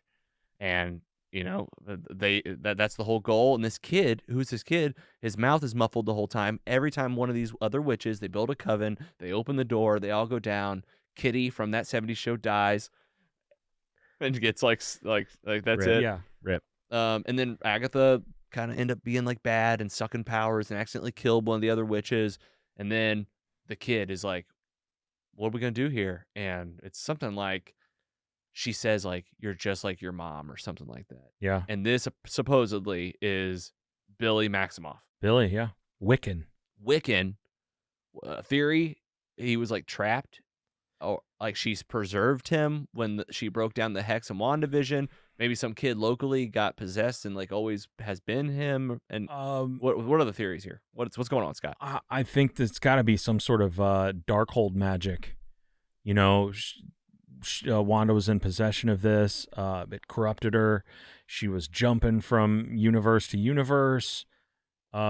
And of course, in some universe, these kids existed. Mm-hmm. They went to a universe where they do. They existed in exist. every universe but hers. Right. But then she takes the Darkhold and she's like, she's gonna go visit the other ones. she created these kids in the hex for WandaVision herself, like Sure. knowing who they were from so they existed, in Westview Yeah. for a little while. But then at the end, when she gives up all of that for, she can't have the hex anymore. She gave up Vision and the two boys, it seemed like. Mm-hmm. Seemed like but all we saw in the show were those two boys in their bedroom. It was heartbreaking and Oh, heart-wrenching. for sure. When she realized that they weren't real. And like, none of this is real. I gotta let all this go. And Vision, and like that was heartbreaking too. Such a good show. I rewatched it just before Agatha, just to get ready. Good. And so when that blast, the hex comes in, they don't, you don't really see them disappear. So like in my mind, I was like, maybe she could have like protected one or something, but it could be, I don't know. It's the multiverse. But where'd he come from? Because this well- is like the sacred timeline. Like, are you saying he's a variant? Like, from Yeah, could be a variant with just, a different name yeah, that already existed yeah, in our world. And when the magic broke and the Darkholds were destroyed across the multiverse, something had to have happened. She maybe did something. She maybe did something. And you know what? What's he gonna wish for? Because you get like your best, you get your like greatest wish. You get like your choice of what you want most when you get to the end of the Witch's Road. Right. So is he gonna like Well, get his mom back? Yes. here's the thing. Yes. This kid obviously thinks he's someone else. You think? Yeah, that's what I was, because he was talking about his parents. Yes. And in the comic Well, books, he kind of says like my mom. Well, yeah, she died. right. I don't know. Did he? I thought there was maybe a flashback of him in a car, like looking back at the hex. Maybe it was like even a next time on or something. That's Yeah. a preview for this week, for the one that's Okay. coming out tonight. So either he's not being honest, or he's like 100%, possessed, or something. he doesn't know. Like maybe there's like two people living in him or something. Yeah, or maybe he was someone else until the spell was broken. It's really interesting. and he's got two parts of his mind. Who knows? This part of the show, it does make it much more interesting. Yes. It bring like if it's thinking about the Scarlet Witch coming back. I saw a little rumor that like Scarlet Witch and Doom are gonna be like a thing. Maybe You never know. you imagine? Scott's like over there with the master of comic books, knowing everything Yeah. that's gonna happen. He's like the puppet master. Yeah, exactly. We'll see. The maker over here. There's something else going on. All right, four Billy episodes. wasn't the only one. Exactly, Tommy. Yeah, she wouldn't Where's just Tom? she Well, she here's- wouldn't just save one of them. Yeah. Well, my theory Here we go. is there's been someone else or something else in a few episodes. Like she had a pet or they found something. What was it? It was a rabbit. Oh, right. I saw the rabbit and I was like, why does that look familiar? And Tommy in the comic books, his name is Speed. Right. He's got Quicksilver powers. quick powers, yeah. Like the Halloween. fast powers. Yeah, when Evan Peters ran him around for trick-or-treating. Yeah. Right. And he's like, oh, now I got super speed. I mean, Oh. So maybe he. some sort of other curse 'cause that Yeah. What'd she call this other kid has been turned into to a rabbit. And that she's kind of fits his. I love that. and she's been taking care of him the whole and she's- time. Yeah. Because in WandaVision, this is hilarious how much we know about these shows. First of all, it's really funny because she had that bunny and she was like, "This is Mr. Whiskers or something." Yeah. So like Wanda's like, "All right, now you're taking care of like my kid or Right. something." Was it Mr. Scratchy? Mr. Mr. Scratchy, Scratchy? No, her Itchy her and son's, Scratchy? Her son's Nicholas the Scratch. Modern Family type episode of WandaVision. Yeah. It was so good. That show's Yeah. so good. That's coming up on my rewatch for sure.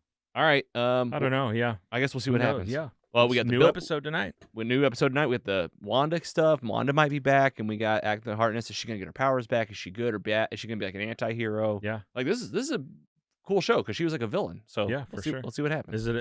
Is this show going to be redemptive, or is she going to make herself the villain again? Yeah, like just get back on top. Yeah. As soon as she gets some powers, like she got some. Get the Book of Ashanti. She's didn't she suck the powers out of somebody? That's or- and killed her. Yeah. She killed Yeah. The Asian. the lady. Asian witch. Yeah. Yes. There's 2 episodes on the day before Halloween that are the finale. That's amazing. Oh, nice. Yeah, It's gonna it's a be 2 episode two-episode finale. drop. That's awesome. Yeah. I love that we're all watching it. We didn't even talk about it. No. All right, Agatha All Along, Disney Plus. We'll see you there. Who's next? Scotty, what you got? So on my way to and from St. Lucia on the airplane, I downloaded from Netflix a documentary called Mr. McMahon. I don't know if has anybody else watched it. I've watched the first episode. Okay, so yeah, 6 episodes, documentary. They tell you, just about everything you could ever want to know about Vincent Kennedy McMahon. This was a great documentary.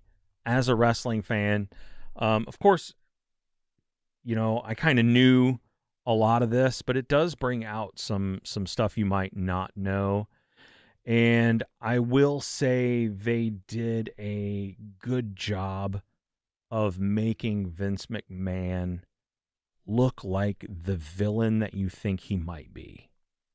Whether or not that's the whole story, I don't really know. I think they did the interviews up until 2023 when he got hit with some pretty...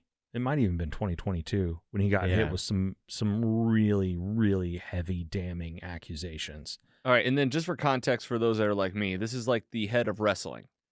Basically. Of all this wrestling? is the godfather of wrestling. Like, okay. He's been running the WWE. He looks like a Sopranos villain. He bought the WWE from his father, Okay. Who ran it in like the 60s and 70s when it was just kind of a territorial wrestling program. Okay, and made it what it is. And made it the huge blockbuster thing it is now with WrestleMania and, the last, 40 years? Yeah. 45 years. And then we'll wrap up like the part for people that don't know anything. This is a documentary kind of doing what? You're saying this is a documentary that focuses on, like he said, it villainizes him, you said. His life. And it villainizes him a little bit, you said. Like it does villainize there's some him a little shady bit. stuff going There's on. a lot of shady stuff. Okay. If you know anything about wrestling. Now let's go back to that. Let's do it. It's a little bit like peeking behind the curtain. Okay. Like it's showing you like, hey, because what is, from your opinion as wrestling fans, because you two are, what is like who's Vince McMahon to you guys? He's the godfather of wrestling. Yeah. He is the reason you know what wrestling is. Mm-hmm. Yeah, that's for sure. Okay. Mr. McMahon. Whether he's a different person than the person he portrays on TV is the big question. Well, that's the question. That's the question Truly. that they're trying to answer here. They ask throughout this documentary. Is he in it? Yeah, oh yeah, for sure. And he's in it a lot. Like for personal interviews. Like this started out as his thing. He started the. Yes. I always ask who produced it. Is it him or is it just like an independent thing? I think they were trying to do something different, and then it took a hard right turn. Then he tried to buy it, and then he tried to make it it not come out. Really? After these huge allegations came out. Oh God! In the last year and a half, 2 years. It's like a wrestling show already. It is for sure, and that's the kind of confusion you kind of get when you watch it. Like, because he tries to paint this as the person you see me as, the person you perceive me as, is a character that I've created. Right. And that's not who I really am. And then throughout the documentary, you kind of grays the area. Yeah. And muddies it and on up. the poster it says mastermind, madman. Like, yeah. And there's no question marks. All right. And there. you've seen one. I've seen all 6. Oh, you've watched the whole thing. Yeah, I've watched the entire I've only thing. seen the first one. I'm definitely gonna. So you're saying I guess you don't want to ruin it for him. You're right. It is 100% riveting. You might. You love wrestling. It feels so good to relive because every episode relives the eras. That's great. You go through. You're gonna love that. The origins in the first. It talks a lot about his father and the WWF and the territories. And the second one gets into, the WrestleMania beginning and in the 80s. And then the third one, you get into the early 90s when they started going downhill, against WCW. And then they hit the Attitude Era. And they talk about, they talk about PC all Mike. kinds of, PC Mike could be all over this. Oh my God. 4th chair someday to talk about this show. I bet he's already watched it. PC Mike, let's get your take if he on hasn't, this. he needs to. Okay. Because it I'll text really is. It really was great. Cool. To relive those areas. And they hit on the big stuff, like the Hulk Hogan's versus Andre the Giants and the, the Montreal screw job, and then they talk about characters that were a problem, and Vince McMahon, of course, a lot. When he started to build his character, he was just an announcer when it started, and became the president, and then started doing put himself into the show. In the show, yeah. Yeah, and that then was they his talk big about thing. Stone Cold, and they talk about the death of Owen Hart. They talk about when they were kind of down and out, and then they brought in John Cena and The Rock and all these other guys, and how it's kind of progressed and became different over the years. That's awesome. And okay. it's also very interesting. Wrestling because fans, you love it. Netflix has bought Raw. So, Yes. Okay, so this is the Next lead up to year. that. Yeah, so It's like you're going to be soon- watching yeah, wrestling. Pretty soon you're going to be watching WWE on Netflix. That's crazy. It is crazy.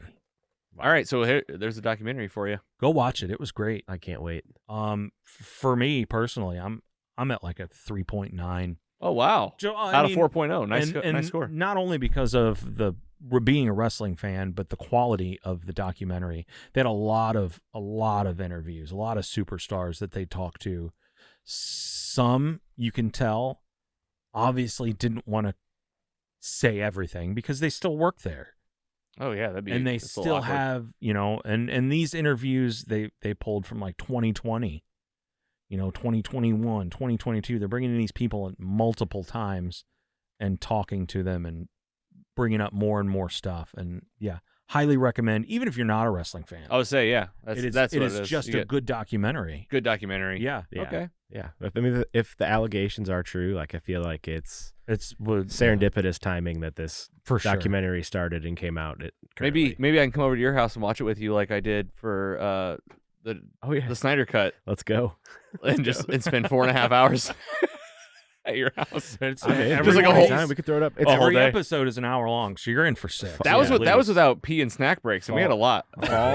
fall. We got the projector. I might have projector night soon, so we might throw the new Mario Party game comes out Oh, man. tomorrow. Dude, we had Oh, some. I'm boy. so effing in for We had this. so much fun. I almost rolled my ankle in Andy's backyard playing Wii. All right, fair share, It was legit. Scotty Scoop. Giggler, you're up. All right, I'm proud to announce that the Peloton MC rewatch is back. I'll give it up for you. Boy. That's a great way to exercise. I'm getting fit again. I'm back, baby. I've been going at it solid for like another month. I basically took summer off. We ended up moving the Peloton when we like painted our house, and I just kind of never got back into it for a bit after that. Summer got in the way, but there's no excuses now. Where'd you move Every it? day. Basically just a little bit further in the room.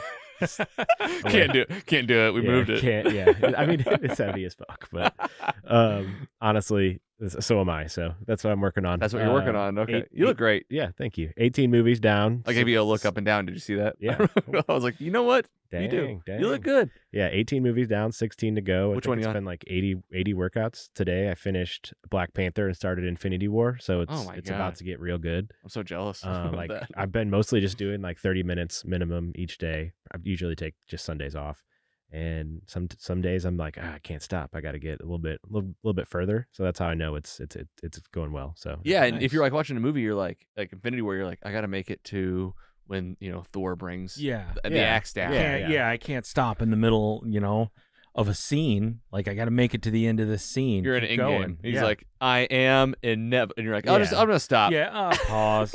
yeah, shout out to Peloton and Disney Plus for getting me through my fitness journey back, because honestly, it was I couldn't get myself to do much of anything for a It's bit. always so good to have some nice to- entertainment. I'm Yeah. thinking about it. it makes That's it so much easier. that might be something. You got me. You get a little bike, watch Disney Plus. Well, what I do, I go for a walk and I'll listen to a book. Mostly superheroes. yeah. Well, I'm here. I experienced that. Right. Yeah. No, listen to audiobooks. Yeah, I'll listen to an audio Oh book yeah. Hell yeah. Hell yeah. for sure. Audible. And along the way, I'm coming up with trivia questions in case we need them for anything in the future. Yeah. Hey, nice teaser. Nice teaser for sure. We'll bring it up and coming up. Maybe a little live trivia coming at you soon. Now, my question is, when you get to where they started with shows, are you going to put the shows in where they belong? I'm Yeah. Are you well, deciding or is this when- just pure movie? let's see, when did Fitness. WandaVision come out? That would have been after That was Endgame, like right? Yeah. 2020. So So yeah, definitely right now I'm post about Endgame. 2017 which is just crazy. Still have 16 movies that Yeah, come out that's a since lot. then. That's insane. That's great So- though, and you just, I mean, I do it all. You know, it's fun to do it all. But as I rewatch the MCU more and more, like I just did it again. I was like, okay, I'm gonna do like the Avengers, Infinity War. Yeah, And kind of just hit the high points. Yep. Like even Guardians of the Galaxy, I love it. It's probably maybe my favorite. But I just seen the trilogy a few months ago. Mm-hmm. So on this rewatch, I was like, I don't need to sneak in the Guardians. I just Yeah. watched them. Let's just, right to Age of Ultron. Yeah, Like right I'm to going- Civil War. Mm-hmm. no skips. I'm not skipping anything. Oh, I'll give you a high five for that. Yeah, That's for hell sure. yeah. I'm jealous. All right. Nice Whatchu Sharin.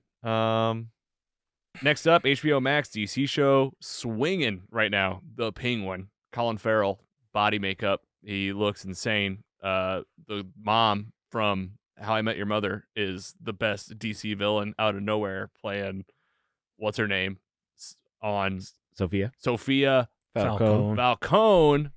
Yeah, man, this show is swinging right now. I'm having so much fun. Me and Carrie love it. It's super spooky. It's Gotham. There are 8 episodes of this show. 4 of them are out, so we got 4 left. And it was developed by Lauren LaFranc, starring Colin Farrell, like we said, playing the Penguin, Oz Cobb, usually called Oswald Cobblepot. And in this show, they've shortened it to Cobb, just to shorten it up, like officially, it seems like. And yeah, man, takes place like a week after Matt Reeves' The Batman, Battinson. So if you saw that movie, Yeah, you can tell. oh man, it's right there. It's just like within that week. Spoiler alert for that film. Just talking about this show. Huge attack by the Riddler leaves the city flooded. Carmine Falcone is dead, and the city's kind of up for grabs, and the mobs are fighting it out. And the Penguin and what's her name? Sylvia? Sophia. Sophia. I always want to say Sylvia. These two, it's like they're kind of at the heart of this story with the family and someone that's been working for the family. Are you guys caught up? Are you guys not caught up? Where are you guys at? I have not watched a single episode. Perfect. Wow. And you're Yeah, I'm caught up. all right. Well, then we're not going to do any spoilers. Scott, the show has surprised me. I've been told It's by several different people Better every episode. to There you go. check this out. every week. That's why I've stayed off the details. It surprised me. You just don't know. I wasn't. This is the best thing, right? Like, what do you have to compare it to? Matt Reeves, the Batman. First watch, I liked it. Second watch, I didn't know if I really liked it. I'm not like a huge fan of Robert Pattinson in the role necessarily, but the more and more I watch it, I think the style, the action, the feeling of a 2-year Batman that's kind of clumsy. I think like there's like potential there for like a really good Batman. Easily the best suit I think that's ever been on screen. In my opinion. It's close. Name yours. The Justice League. Ben Affleck. Yeah, Ben Affleck's That's suit pretty cool. is, I think, hands down the best. Had the like goggles on top and like Well, that was was the- his flashbacks Right. or flash forwards. flash forwards. Yeah, but there was one too where his like ultra gray suit. Maybe it was Snyder cut. where they had- Batman v Superman. Yeah. Oh, You man, know? that was the big suit. Yeah, I did love those. yeah. All right, I will say like I'm with you. It's Batfleck's suit, I think, it's very Dark Knight Returns. yeah, and it was like more movable. Like Yeah. you seem like more like Yeah, he's not like, oh, it's the Joker. yeah, like Yeah. Pattinson could turn his head, but the suit itself is like kind of stiff. Yeah, Like it's like kind of very stiff and clunky. So like if you're just comparing the two, Andy, I know how you feel about that movie. You still loving it as much as you can? Oh yeah. Yeah, I watch it probably every other month or so. Still hits. it's Wow. hot. It's I hot. don't think I've watched it more than twice. Yeah, we've watched. I Me and mean- Carrie watch it like we watched it like 5 times probably. Sometimes I I'll have to just break gotta it back out. Is it scratch. on Max? I gotta scratch the bad itch sometimes. Max. It's on Max. Yep. Okay. So you come off that, right? So you can hear like Mm-hmm. it's just like you kind of like okay, another Batman movie, but like definitely, better than a lot of the Batman movies you've seen, Yeah. like for sure. Different. Then you got this show with Colin Farrell, where like the Penguin was great in the show. Is it gonna make a great TV show? In the movie, I mean, he was great in the movie. Is it gonna make a great TV show? I mean, I'm landing on yes. I'm landing on go for it, lean in. My hot take on like a spoiler free would be we are getting so much good Gotham right now. Like, I think Gotham is so funny. I think that like Batman stories are about like the underbelly and the craziest of the crazy, like a city that's like got like a lot of problems, and like people that are just like all walks and all different kinds of crazy exist in a Batman story, and unfortunately that like feels super relatable to like a lot of people, right? And you're like, oh yeah, give me a crazed lunatic. Yeah. Like you're just like, this is the Joker stories. There's a reason, we'll segue maybe into that next, but yeah, I feel the Sopranos vibes for sure. That people said that at the start that this was going to be similar there. I'm enjoying it for sure. One of my favorite. I mean, DC, we're feasting this year. Yeah, minus the Joker. And it's even like it's Matt Reeves still. It's pre James Gunn, so but you're having fun. Yeah, for sure. All right, The Penguin, Max, 4 episodes left, and we'll talk about it all whenever it's done. Let's go around the table again. Scotty Scoop. So in the last month or so, mine's kind of it's a snack, but I'm not going to really focus on one thing. I've seen a lot of movies that I haven't really gotten a chance to sit down and talk about in the last month and a half or so. So I was just going to kind of point at those real quick and just give some quick takes. Some bite-sized yeah, snacks. some little bite-sized snacks. An amuse-bouche, some might say. So I saw Borderlands a couple weeks ago. Did a double feature, Borderlands and Alien Romulus. I'll talk about Borderlands. It was real bad, guys. Just bad. It was real bad. That's what's her name is in it? From Freaky Friday. Not Lindsay Lohan, but the other one. Yeah. Jamie Lee Curtis. Jamie Lee Curtis, yeah. She's in it. I mean, but just bad, you said. Great star-studded cast. Video game adaptation. Yeah. One of my favorite games, and maybe that's why I didn't like it as much, because it just did not do well. Yeah. The action was flat. The script was terrible. No. You could tell all the actors were there for a paycheck. They really phoned it in, which is disappointing because there's, Jamie Lee Curtis, Cate Blanchett. And good source material. Yeah. Like you're like, this is a good game. 5 or 6 games worth of source material and comic books. Yep. That they just didn't do well. Hey, well, sometimes you have your Last of Us, and then sometimes you have Halo. Yeah. For sure. It just seems like it's a real toss-up with these video game remakes. Hit or miss. It really just seemed like everyone involved did this for a paycheck. So you think if you weren't, like, if I'm not a fan, could I enjoy this movie? Maybe? Because I don't know anything. You could, if it were to be on a streaming service. Just wait for that.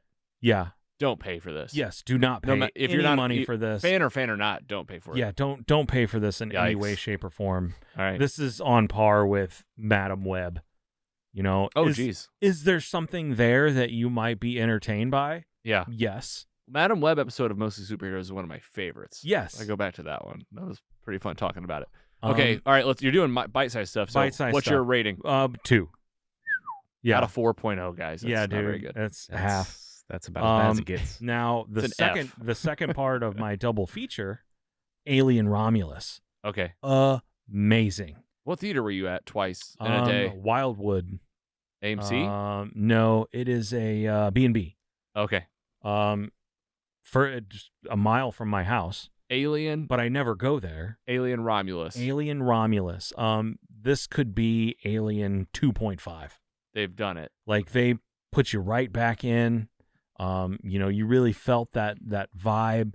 The action was awesome. It was like, if you're familiar with the Alien franchise at all, this felt like it belonged right in there. Okay. Not anywhere in the like Alien versus Predator where it's like super cheesy. This is like serious, like Sigourney Weaver level, like alien stuff. Like sci-fi horror. Sci-fi horror. Awesome. Just awesome. All right, rating? Rating for that one, 3.5. Hell yeah. All right. Great. That'll make it on the screen when it comes home. Blink twice. Blink twice. Blink twice. Bless you. This was Thank you.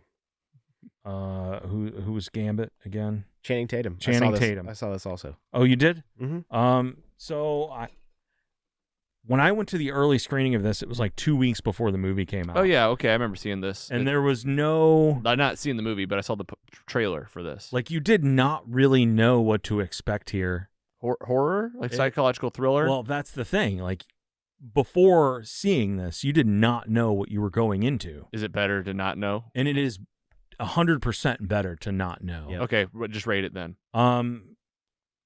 3.4. And I might say this, I am not a fan of Channing Tatum. I think we've established that. This is probably the best. Only because of DeGambit? No. I've just never been a fan of Channing Tatum in his acting. He's always felt very wooden. Yeah, kind of weird, kind of. Yes. Yeah. This is the best thing I've ever seen him in. He brought it. I think he brought it. His performance was very nuanced, and you weren't really sure who he was or what this was going to be or what it was about. I thought he put a really good performance on the table here. Yeah, it's streaming. It's like out. Yeah, you can watch it now. Yeah, this has been out for a bit. For sure. You guys remember where? I think you could just pay for it. Yeah, on Amazon. Yeah, I don't think it's on a free service. It's not like a part of your plan yet. Yeah, you're not going to get this on a Netflix or Hulu or anything like that. Okay, Yeah. blink twice. All right, nice. But it was very good. All right, you got any more? Yes. I like what the else rapid did I fire. see? Nice job. Speak No Evil. Saw that one if you want to pull that up real for sure. quick. I saw that one early as well. And just to say, I went to with James McAvoy. yeah, I went to blink twice by myself. Professor Xavier. Only because I wasn't sure what was going to happen. And I will say, do not let your children watch that movie. It is not something. It's not good for kids. It is not good for kids, and just a heavy hardcore trigger warning on blink twice. There is some very hardcore sexual scenes. Sexual rape like stuff. Yes. And anyone who might be triggered by that, please avoid the movie. Good trigger warning. That's Yes. huge. Please You avoid have to that do movie if that is triggering to you in any kind of way. This is the service we bring right now. Yeah, Like heads up. Andy, what did you think? You said you saw the movie? Yeah. What did you think? I go probably the 3.2 out Yeah. of 4, a little bit nice. below you. I enjoyed it. Out of the gate. Channing Tatum was awesome. Directed by Zoe Kravitz. Was that? Yeah, Zoe Kravitz. That was her very first movie. First. What would Okay, you yeah. rate it out of 4.0? 3.5. I mean, he looks like a real beefcake in the for posters. sure. He looks great. It's like just like jacked. Yeah. Okay. Speaking of beefcake, James McAvoy, Speak No Evil. Anybody else? No. I haven't seen it. No. This is a remake. I thought that's what you said you just saw. What were you talking about? I was talking about the Blink Twice. Blink Twice. Yeah. Blink Twice. Oh. Blink yeah, Twice. the Channing Tatum had the Channing trigger Tatum warning. movie. Yes. Had the Channing Tatum had a trigger warning. I'm glad I asked. 'cause Sexual violence. I see. So now the Speak No Evil, the James Speak No McAvoy. Andy and I have not seen it. Scotty has. Also rated R. I did take Lila to see this one. Okay or not? It was fine. What do It you was do when fine. it's not in your life? Do you like earmuff them or something? Uh, You just go like, oh God, uh, or do you just go? I'm a pretty good judge. I think my kids know. My kids know what they can handle and what they can't. Like if you were in the theater for that Channing Tatum movie, what would you have done? You'd be like, oh, we got to cover your ears and eyes for this. Not really, but I would have a serious conversation with my child nice. afterwards. Like an adult. Nice. And say, hey, what you just saw is, it could affect you mentally. Please talk to me if you have any questions, thoughts, or concerns. Yeah. Or if you need to talk to anyone professionally. That's how you talk to your about kids. Something like that. That's how you talk to your kids. For sure. Okay. Speak No Evil. We've got, it's a remake. This couple goes on vacation. They meet another couple, and this other couple invites them to their cabin in like a different country. And they get there and they realize these people are crazy and we need to get out of here. We're in trouble. Yeah, and we can't. Psychological thriller, horror a little bit. Yes. This one was also great. I would recommend this one. Very good. James McAvoy there's something unsettling about someone who can put forth such a great psychotic performance. Yeah, I can see it. And he was great in Split. Yes. Yeah. And it's the trilogy. It's the same here. That was a trilogy, by the way. It's the same here. Like you watch him and you're like, man, this guy is really, really good Yeah. at what he does. Yeah. He doesn't just play a young Professor X. Yes. Oh, he's I'm convinced he's got powers. Like, I know, after Split and Professor X, and now Right. this. Yeah. I saw this trailer and thought it was connected to those movies. It is not. No. But I wish those were so good. This is a remake of, I think it was a movie in like the 70s, which also might have been a remake of another movie. Well, Or if maybe you it watch was Rick the- and Morty, everything's a remake yeah, of everything's everything. a remake of something else. Yeah, this one was very good. Excuse me. 3.5 for sure. Hell yeah. One more. Go No, ahead. two more. The It's your podcast. the Wild Robot. Oh, right. This one's yes. already on streaming now, and you just saw it You- in theaters. Yeah. Probably for purchase, Yes, for purchase. Not not out and about yet. We're talking about Lupita Nyong'o and Last of Us. Pedro Pascal. Pedro Pascal. I mean, I could have just he's in everything. You Yeah. could have said that name. If you go to the Superhero Squad Facebook page, Yeah. you can see I wrote up a review of this on there, and I will tell you that this movie is special. Nice. It really made me emotional. I'm getting emotional just thinking about it again. Yeah. It was a great write up. Especially if you're a parent or have any small children in your life whatsoever. It's a very, very beautiful movie, and you should try somehow to give it money. Like, Help it out. make sure that they're talking about sequels. It's a book as well, and there are several books. I You do loved it. believe. But I took Nora to see this one because she was reading the book in school. She's in 5th grade, and we both really enjoyed it. But I think it meant more to me than it did to her. Yeah, man. I know. I read that write up. Yeah. I'll give it up for that. What's your rating? This was a 4. 4.0, obviously. This was a 4.0. This was All right. such a Your great Facebook squad, movie. and hey, you guys keep posting them in there. And what we'll do is I'll copy and paste it to the website, and we'll get the blog going. Yeah. And we'll have some blogs out for this kind of stuff, so you can find this, written review. We do written reviews. I think that outside might the be pod. the most I had ever written. Yeah, about a that's movie, why. That's for why. sure. That's why I bring it up, because Yeah. you were like, "Hey, listen, I feel compelled to write about this." I'm Yeah. like, dude, we usually get on here and rant about it, and you had a beautiful write up about. It was like right after you saw it too. Yeah, for sure. So I challenge us all to either do pull out your phone, record yeah, yourself, while or it was write. fresh. All right, The Wild Robot. Check it out. Me and Yeah. Carrie can't wait to watch this one. I mean, I told her about your review. I was like, we're gonna be watching this. Yeah. I can't Yeah, wait it to was cry. great. Yeah, we'll be crying. Oh, yeah, for sure. I cried for sure. Hey, you need a good cry. Yeah, of course. You're never too manly to cry. And the last one I saw was the new My Hero Academia movie. You're Next. There it is. Pop up first thing. I just saw this one on Friday with Lila. If you watch the show, if you're familiar at all with the show, this is the 4th movie that they've done. They're currently in season 7, and season 8 is going to be the final season. Season 7 just wrapped up, and this one kind of fits in between season 6 and 7. It's kind of an aside from the show. This is probably the second best movie that they've had in the series. Lots of great action. If you're into superheroes, highly, highly recommend My Hero Academia. This movie was great. All the characters were great. The action was great. Another 3.5. I'm just throwing them out there. This is Saw some good stuff. super, super fun show. You can watch it on Hulu or Crunchyroll. Nice. Like I said, this is the 4th movie that they've had, so there's lots and lots of content. Good stuff. For My Hero Academia. One of the best animes going right now. Hell yeah. There you go, anime folks. Yeah, that'll wrap me up. That's it. That's it. That's Hey, all the scoops. that's it. That's all the Those were scoops you good. have. Those were Those were bite some sized. And scoops. you did like 6 in like 10 minutes, 12 Yeah. minutes, something like that. That's pretty No, impressive. I did. I'm surprised I went that long. It wasn't nothing. Yeah. Giggler, I got one. Saturday night. the movie. Saw it Saturday night. The movie. You're right. I saw it Tuesday night at nice Alamo Draft House. $7 Tuesdays. Hell yeah. Huge fan of those going forward. You don't have your draft pass? Well, that if Steph wants to go, it only costs me $7 plus my extra $2 fee. So Whoa. I'm Oh, I going see. You to get the a whole deal on movie. Steph's. That makes it easy to splurge on Sour Patch Kids and fish and chips, whatever else I'm trying to eat there. Yeah, you can mod sticks, Hell yeah. popcorn. I'm not a big popcorn guy, really. And they bring it to you. Yeah, You went it's early? Amazing. I mean, amazing. Yeah, the pre-show is pretty nice.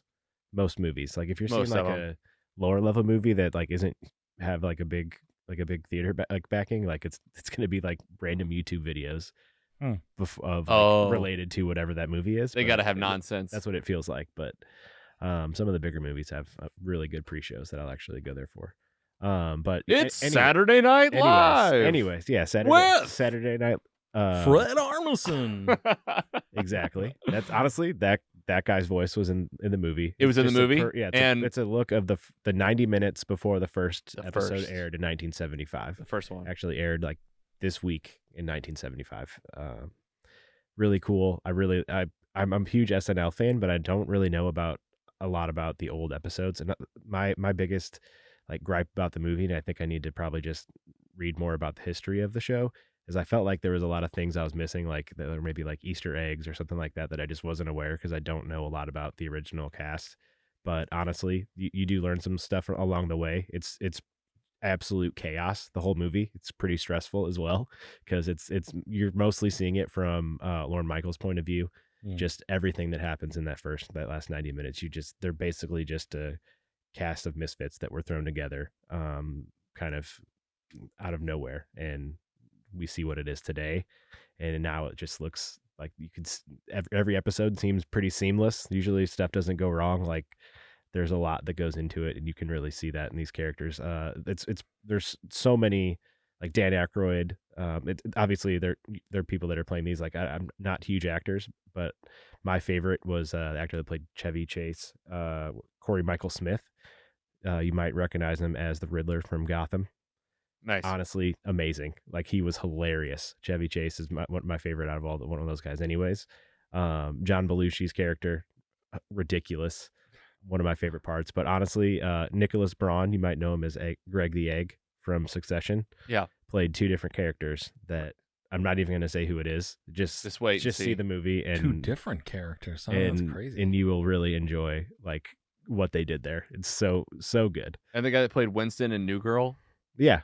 he's in it. Yeah. I don't know his Eddie, name. Eddie Murphy? No. New Girl's like Garrett Morris. recent shit. Oh, like Garrett Morris. Lamont Morris. Yeah, I know who you're talking about. I'm saying who he played in the Saturday Oh, Night movie. I thought you thought it was Eddie Murphy in playing. Okay, nice. What do you rate it? I'd go, but just a 3.0 out of 4. Honestly, I think it could be higher if I understood a lot of what was happening. Like I'm gonna go watch the first episode for Just one. tell me that I guess I don't want to know. I guess because I will watch this movie. I'm a huge Saturday Night Live fan, and we all know the best part of the whole show. It's all good. They have rough nights. They have good nights. They have great nights. It's all pretty good. Yeah. It is. Like I'm just happy with just having the show like that. Honestly, a variety sketch show. It's fun. The best part are the credits with the sax. Yeah.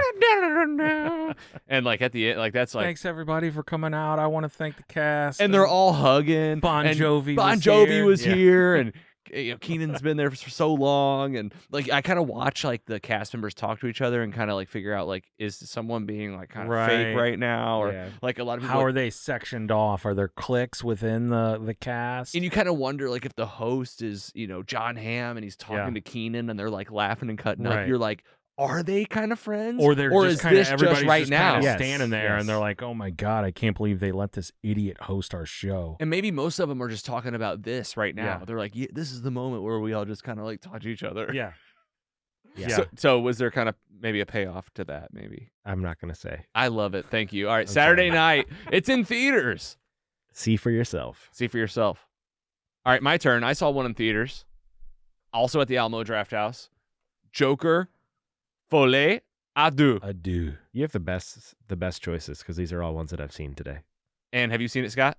I have not. And just to say, I did not see the first one, and I have absolutely zero interest. What? I didn't either I can't of believe This you is said that crazy. the other day. He's the giggler. I don't remember that You hadn't remember? even seen the first one. Yeah. You remember even? Ah, You're so I mean, selfish. there's not that much giggling going on. That's in this selfish. Movie. There's more so. It's Like, the I just- Joker, and- Scotty. And it's the reason why I haven't watched the Penguin yet is because I'm just so anti villains without heroes. Yeah, right. Like, there's nothing interesting to me about those characters without Batman. Yeah, but maybe there And should be. I didn't watch Gotham either. Okay, this is great. This is awesome. This is the best part of the show. Where we get to talk Yeah. about the thing. Pitch these I'll pitch you, man. movies to me. All right, so like, so yeah, Joker came out 2017, Something like that. and then we got Joker Folie Deux, which is French and translates to Madness for Two. It's a Warner Brothers picture. It is an isolated Joker story after the self-titled first movie Joker, directed by Todd Phillips.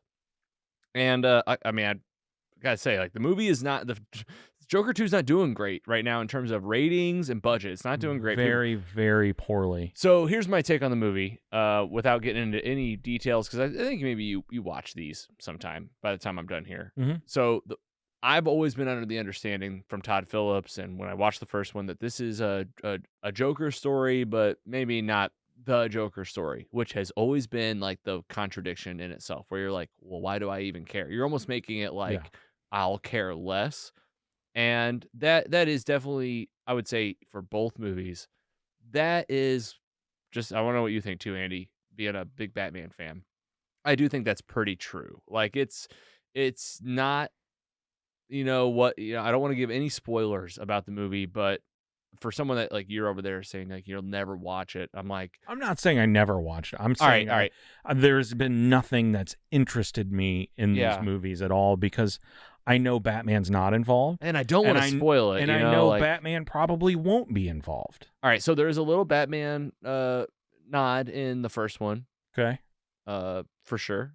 And you're like, my take after that first movie was, okay, this Joker might be a little bit more than we thought. And then there was this movie that I saw, and after watching it, there might be more to come. Again, I don't want to get into spoilers. I know, it's so hard to talk about. It is hard to talk about it without spoiling it. So what I'll say is, it is a detached DC universe. It's a Joker story. Yeah, this is like an Elseworlds kind of. It's totally like an Elseworlds. Like, just like think about like any Batman, like Red Sun. just a different multiverse. If you like- watch any multiverse thing, if you've seen Rick and Morty, and there's like an adjacent place that there is, you're going to be just fine going in thinking that. It might even help you because this character Joaquin Phoenix plays, Arthur, is fantastic. And there's a lot to what is behind someone that acts a little different, Mm-hmm. is labeled all these things with mental health, has a home life that's kind of like, you start to just think about people, how they act and what they are and what they're called. And the show for that is beautiful. The movie is so beautiful. And the second one, you heard rumors that it was kind of musical. Mm-hmm. I'm not going to you needed to know going in. It's very musical. Like, it's like a musical. Yeah. In the way that, like, it kind of does it through a lens of mental health again, Mm-hmm. with individuals, Joaquin Phoenix playing the Joker, Lady Gaga playing Harley Quinn. Okay? I'm a huge Gaga fan. Yeah. Same. I'm a huge Harley Quinn fan. Yeah. Let's see what's going on here. This is still that Elseworlds type thing, right? If Mhm. you're the DC fan and you're coming for like Joker and Harley, Yeah. like from the animated series or the comics, or from even like Suicide Squad, the OG one, where they had like a little, like, the Joker and Harley were pretty cool in that one with like the purple Lamborghini and fighting Batman. Like, there was only like 3 minutes of it, but it was pretty cool. If we could have got a whole movie of that, I think we all would have been like thrilled. Yeah, a little more happy, I think. And so this movie is not that. It is not that. Mm-hmm. It is individuals going through this, mental state, and you're seeing it through the perspective of like each of them, through intense dramatized scenes and songs and music. So you just have to go in knowing that, because if you're that DC fan that's looking for the other stuff, you're not going to find it. Personally, I loved both movies. Rating, I'll rate the first one 3.8. I'll rate the second one 3.6. Like, truly loved them. They're beautiful. I cried. I laughed. Carrie is a huge fan. She's a Gotham diehard, the TV show. Okay. Batman's one of her absolute favorites. She's the reason we watched the Matt Reeves Batman a Hmm. lot. We watched the Dark Knight trilogy like every 6 months. Wow. Like it's like, let's throw it up. Like Gotham is awesome. We're a huge fan of that. So you do get some Gotham, you get Arkham, and you do get some kind of real DC Easter eggs in a sense of the stuff that you are looking for. Yeah. There's a little bit of that, just little nods. Right. So that's my take on it. Those are the movies. Andy, you saw it. So what's your take on Yeah. those movies? My rating is much, much lower. I think I'll just start with that. I'll give it a 2.5 out of 4. Oof. The second one. The second one, yeah. Just because What do you rate the first one? Probably a 3.0 out of 4. Yeah, a little more. I was hopeful, but this one I just didn't need it to be a musical. Not a musical fan from the start. There you go. I That's fair want- context. We like musicals. I So. think I actually think I'm more interested in the second one It because it's a musical. just I felt think like you might like them. I like musicals. the musical part was unnecessary. None of it advanced the plot to me. It was just Yeah. made the movie just broken down into boring parts in the middle of each scene. Just not a fan of that, honestly. But they're just a scene at the end that just didn't need to happen. But honestly, the part that redeems it for me is what I've thought all along, and what you kind of talked about earlier about what you said about how this is just a bigger encompassing Joker story, maybe not the Joker. I think the way that they show that it's pretty redeeming for sure. Right. And like you said, it's hard to talk about it without spoiling it. Fair share, good rating. But that is it. It's but what I would say is you do get a payoff. They didn't leave those fans in the dust. So that's all we'll say. This is super ambiguous. Any kind of post-credit scenes? Any of these that I need to stick around for? No, Nope. nothing. No. It's just it is what it is. Okay. You'll be there in your thoughts for a while afterwards. Now I will say I'm not going to say I've never been tempted to watch the Joker. It's just Joker. Joker. Sorry, it's never. You'll love it, I think. You think so? Yeah. It's just I don't know. It Like gives the first- it gives a take also on what the Joker could be. Yeah. Like if you see the Joker and you're like Heath Ledger Joker. Mm. Mark Hamill's Joker in the animated series. You see these Jokers and you're like, that's perfect, right? These movies are what could be a road to that? And I love that. Yeah. You're like, how could you end up being almost trying to be vague, but Yeah. it is that where you're like, man, you're like, what is the Joker? You're like, what are these villains? Right. That's what I think it kind of does.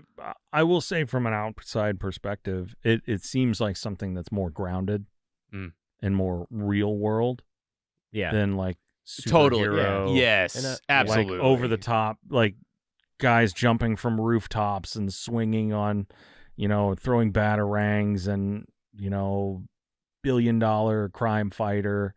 This seems like this could be a real life story. Right. And it also takes place, I think, in the 70s or the 80s. That's kind of, that's definitely. kind of So it's everything seems technology's kind a of little drab. there's no smart The color palette seems kind of 70s 80s. in TV, TV plays a big role, and how a media happens with an audience, and how does Gotham become as crazy as it is? Mhm.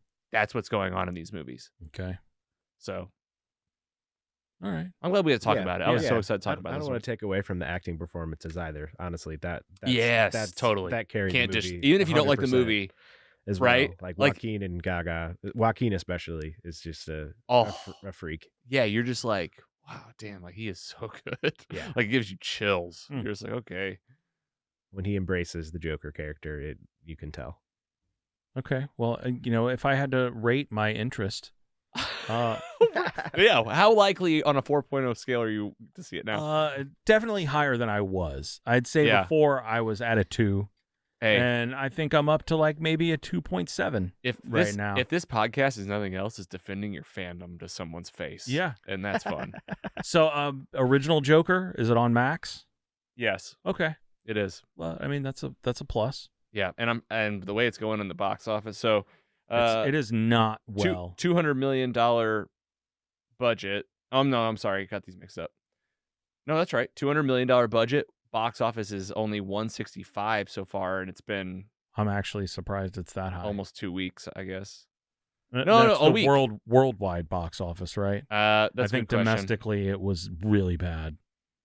Yeah, not doing so hot. But like you can hear Andy's response. Like that's like a big portion of the group out I was there. gonna say, yeah, it seems like a lot of people weren't in for a musical. And like this movie was meant to be like pretty artistic from the get-go. It Mhm. opened up like a festival and an independent film festival in Italy, I think, or somewhere. So when you got a Joker title that's like a DC superhero thing, and you know that a lot of diehard fans won't be into it, you gotta like Scotty was like a superhero nerd. Mhm. I'm not really wanting to see it. And then you got people that are like, well, I don't even know who the Joker is. I'm not even a superhero fan. Right. Like, I'm not gonna go see it. Yeah. Like this movie has a tough road, Yeah. you know? Good point. It's 33% on Rotten Tomatoes, 5.3 on IMDb, and 32% on Fandango. So we'll see how it does. You heard the take here. And I got one more. It's comic books. Yeah. You got another one? No. How about you? Good. Want to do one No, more? I mean, I think I've got what you're probably going to talk about written down here. All right, mine is Marvel Comics, the Ultimate Universe. yeah. Universe. Is that yours too? Yeah, I had it written down here. I knew that you had kind of gotten caught up on what I'd given you. Yeah, I got caught up. I figured you would probably talk about it. All right, I'll kick us off. You chime in. I want to hear because I want to read these. And you haven't read them. Oh, okay. Well, then I won't take them home. I'll just give them to you. I got them right out here. You got what you need out there, that and I got works. what I need in That here. works as Scotty well. lended me the first half. So Marvel Ultimate Universe, I mean, it's awesome, dude. Like it's pretty much like this. What you have to do, just like if you're a new comic book reader like me, I had to do the research. Mhm. I was like, okay, so there was an Ultimate Comics universe that like happened for like 15 years. Yeah, 15 years. I think it launched in like 2000, 2001, something like that. I don't know the exact date, but it ran its course. You know, they just whenever you start reading Marvel comics, there is just a lot of stuff that happened. Yeah. And what they like to do is just give you a fresh jumping on point Yeah. every once in a while for a series. Well, they wanted to create a fresh jumping on point for a universe. For a whole universe. A whole universe. So, Like kind of 2000, whatever, they said, hey, let's just start this ultimate universe. The heroes are a little bit different, but the same, and they spun that. It's like that the thing general off. idea. Yeah, it's like a new universe, new look, yeah. some of the same heroes. You've liked the way X-Men is. Right. We're gonna show you a totally different Yeah. X-Men, but kind of like familiar. Yeah. You like Spider-Man? We'll show you a Spider-Man that's a little different but familiar. Yeah. 2014 14, 15 rolls around, and they're somewhere like, around there. we're gonna give you guys a reset here to like take this storyline, make it familiar for you fans that have been following along, but for people like me that were not familiar, I didn't have to read 100. Yeah, 200 comics. You don't have to go back and know everything that's ever happened. What was the book you told me to kick off with? It's Ultimate. It's Secret Wars, Secret Invasion. Secret maybe? Invasion. Yeah. And that was it. It kicked you off. It was a little bit of a they destroyed the Ultimate Universe. They killed it.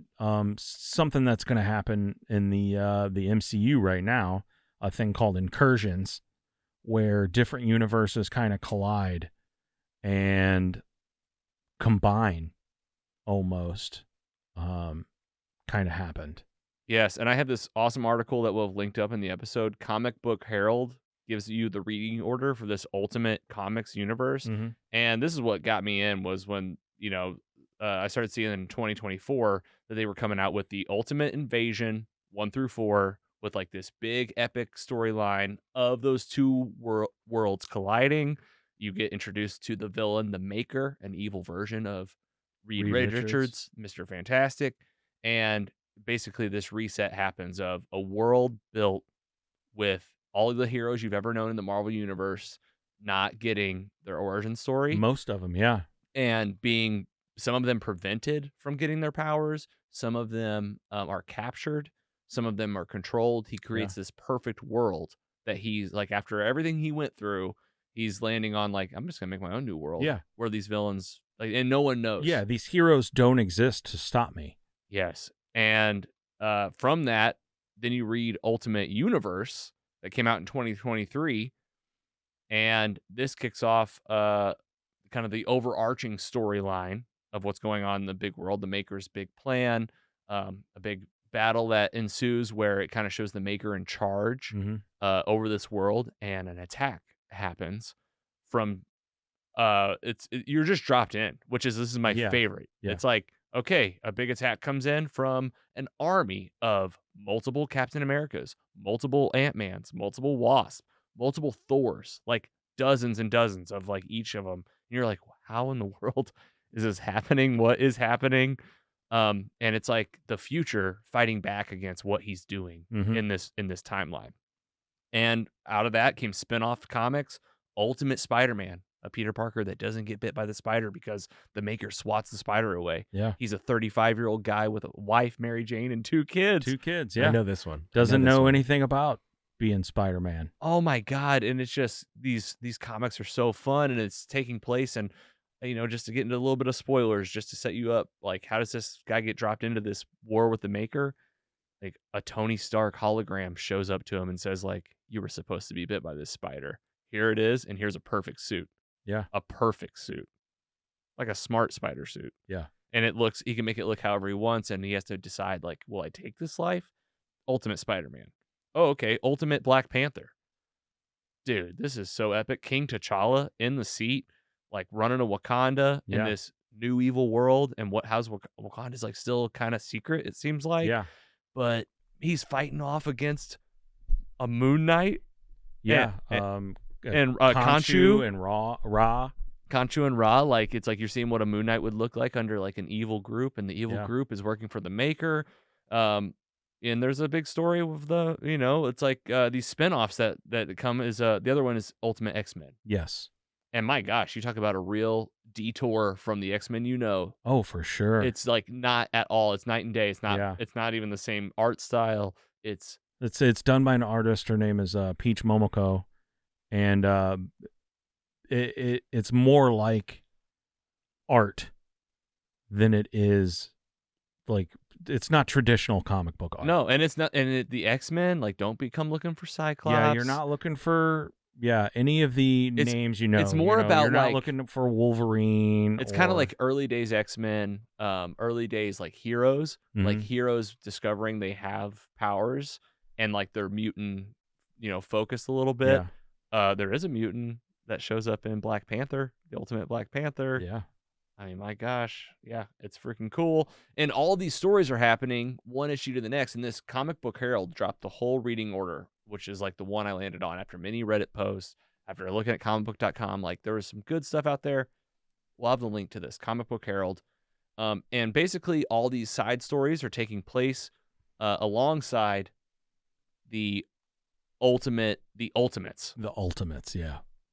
And which is the Avengers. So the of the Ultimate Universe. Okay. Exactly. The Avengers of the Ultimate Universe is exactly it. And the Tony Stark I mentioned, that's a hologram.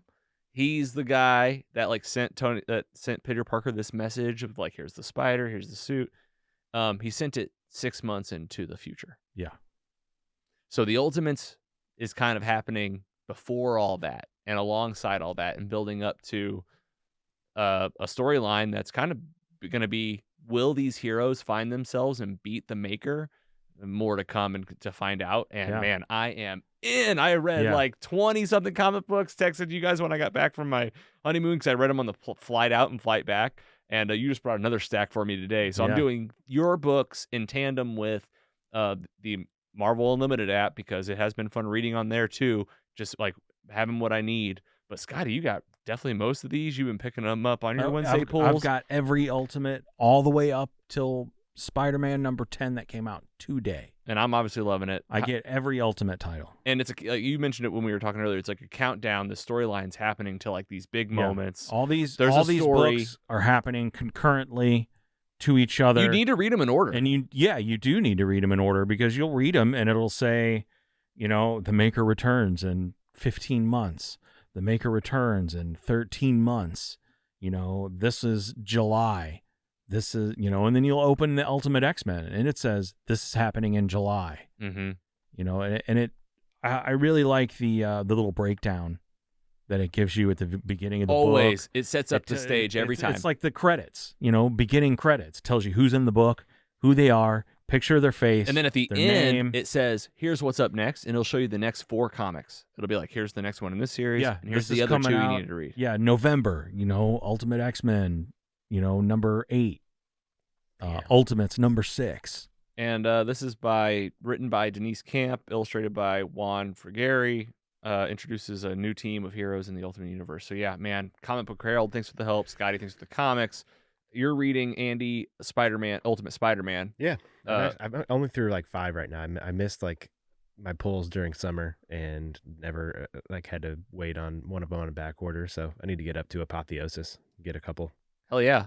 I guess I'll give my take as a new fan of comic books a little bit in this storyline. Is the general thing that I like about it is that it is just kind of that general twist on all the heroes but also that it takes everything you've known about these heroes and it pushes them further. Mm-hmm. So you really get to see how smart the Mr. Fantastic is, Reed Richards, and the Thinker, and how they think about the plans that are in place and how they're going down. And it's just kind of that deep nerd stuff that for the fans that have been following along for a while, I would say that's kind of what it is. But also thinking about it from if you never were experiencing any other superhero content in your life and you're this might be a storyline, I can see Marvel Studios picking this up as definitely one of the, we might get to see something like this in our lifetime, honestly, the way that these movies are going, and already seeing Robert Downey Jr. coming in as Doom. Yes. That's a very Marvel Ultimate thing to do. Mm-hmm. Right. I don't know if you agree, Scott. Yeah.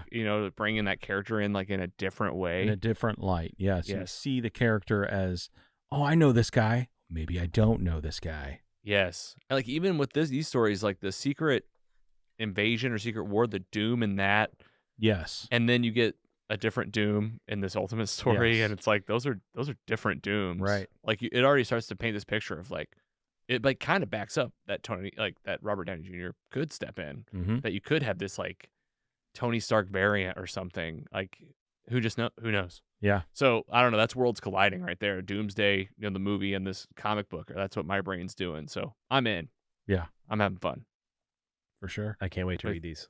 You've been doing Spider-Man. You'll jump into the rest. Yeah, just fold them right in there. You get the reading order, and you're just Yeah, send me that link. You'll flip through them. It's in the episode description, so I already said that. I'll wait till it comes out then. All right, guys. You guys want to do coming up and wrap it up? Yeah, let's talk about what's coming up. That was a sesh.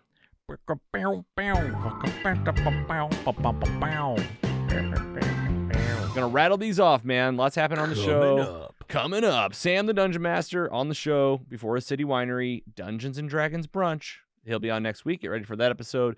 We're also helping out Four Hands Pour Some Beer. You might be seeing it on their social media. A couple events, Four Hands Brewing Company. We got a shrimp boil on Saturday, October 26th. Shrimp boil. Oh, yeah. Come out and see us pouring beer there, hanging out, passing out stickers, as well as Four Hands Burger Fest. All right, so the shrimp boil on Saturday the 26th, that's the downtown location by Busch Stadium. Four Hands Burger Fest is out at the Chesterfield location. Ooh, I'm in for that. Come on by, Scott. I'll be out there. We'll be pouring some beers and pairing about 7 beers with 7 burgers or something like that is what I've been told. All right. How to Marvel. You guys might remember our How to Star Wars episode where we had Steve Ewing on. We kind of broke down comics that were out there, the movies, TV shows. We're going to How to Marvel. That is still coming in the works. And Andy kind of teased this earlier. Live trivia event coming up maybe in the works as well. We have a local venue that's reached out to us to come maybe hang out with you guys, do a fun show. We're going to do we're thinking nerdy trivia, but game showified a little bit, to where it's not just your classic sit down, write the answers. It'll be more of an interactive come to win. It'll be kind of across the board, maybe a little Marvel, a little Star Wars, a little D&D. Bring your nerdy friends because you don't really know exactly what you're going to get. So you need a good mixed bag team. more to come on this event and more events like that coming up in the future. Same as Screen and Social. We've loved doing the Screen and Social to where I don't want it to be such a yearly thing. I'd like it to be more of like when we can. Big movie event. Any movie that we want to go to the theater at and invite people to come join us. Yeah. That's a Screen and Social. So be thinking about that. I like that. And more to say with Randy Naughton. You might hear this. You just heard this ad on today's episode. A friend of the show, Randy Naughton. She was a podcast guest on Mostly Superheroes, 40-year broadcaster. She's got her own talk show now called More to Say with Randy Naughton. You'll be hearing more collaborations with her. She's got amazing guests. You got to check out her show. She had Phyllis from The Office. She had on, she's getting ready to have on Tony La Russa. Getting ready to, yep, gonna be a real St. Louis episode for you there. Michael Rappaport, you might be familiar with, comedian. Oh, yep. wow. A lot of big guests, a lot of big names, and she's just getting started, and she is getting some traction. So definitely check out Randy over on More to Say with Randy Naughton. And the last thing I wanted to throw out there, Scotty, is really for you, but Andy too, as a comic book nerd, and me as a new one, we got to start doing some kind of Wednesday pool, like update or post or something. Yeah. Like starting to talk about the comics that are out there, what to read, what's next. I assume you'll be in for that, but we got to figure out a way to get that going. Yeah, absolutely. That's the show, guys. Someday we'll have a Tim Robinson episode. I'll talk to Mike. Oh, I'm sorry that wasn't on the list. I think you should leave it's episode okay. also coming soon. No, it's on the list. It's on the actual list. This was just a short list. It's on my list of things that I need to schedule, so that's on me. No, it's on the list. Along with other things, we're still going to have our season 5 finale this year. Season 6 is coming up in 2025. We got a lot of sponsors. We've got a lot of partners. Got a lot of momentum here locally and beyond. And I'm coming back with a new hunger to be in the studio. It was a long time coming in here before getting back in here. And I'm thinking like trying to get back to weekly. We were talking about a little bit more rhythm and talking to each other a lot more often. Scotty had to list off 7 movies in a row. Yeah. So we got to cut that down. Yeah, you guys don't want that again. That was wild. But we hope you appreciated it. We know that you're coming back to hear us give you what's happening in the entertainment world, the pop culture world, and also what's happening here locally, here in St. Louis. Thank you for tuning in to Mostly Superheroes. Final goodbye, Scotty Scoop. See ya. Andy, the giggler. Goddamn. Wow, great to be back with you guys, and see ya. See ya. Roadhouse. Roadhouse. That's our new. We'll call that a roadhouse, folks. That's our new call out. See ya. See ya. See ya. MostlySuperheroes.com.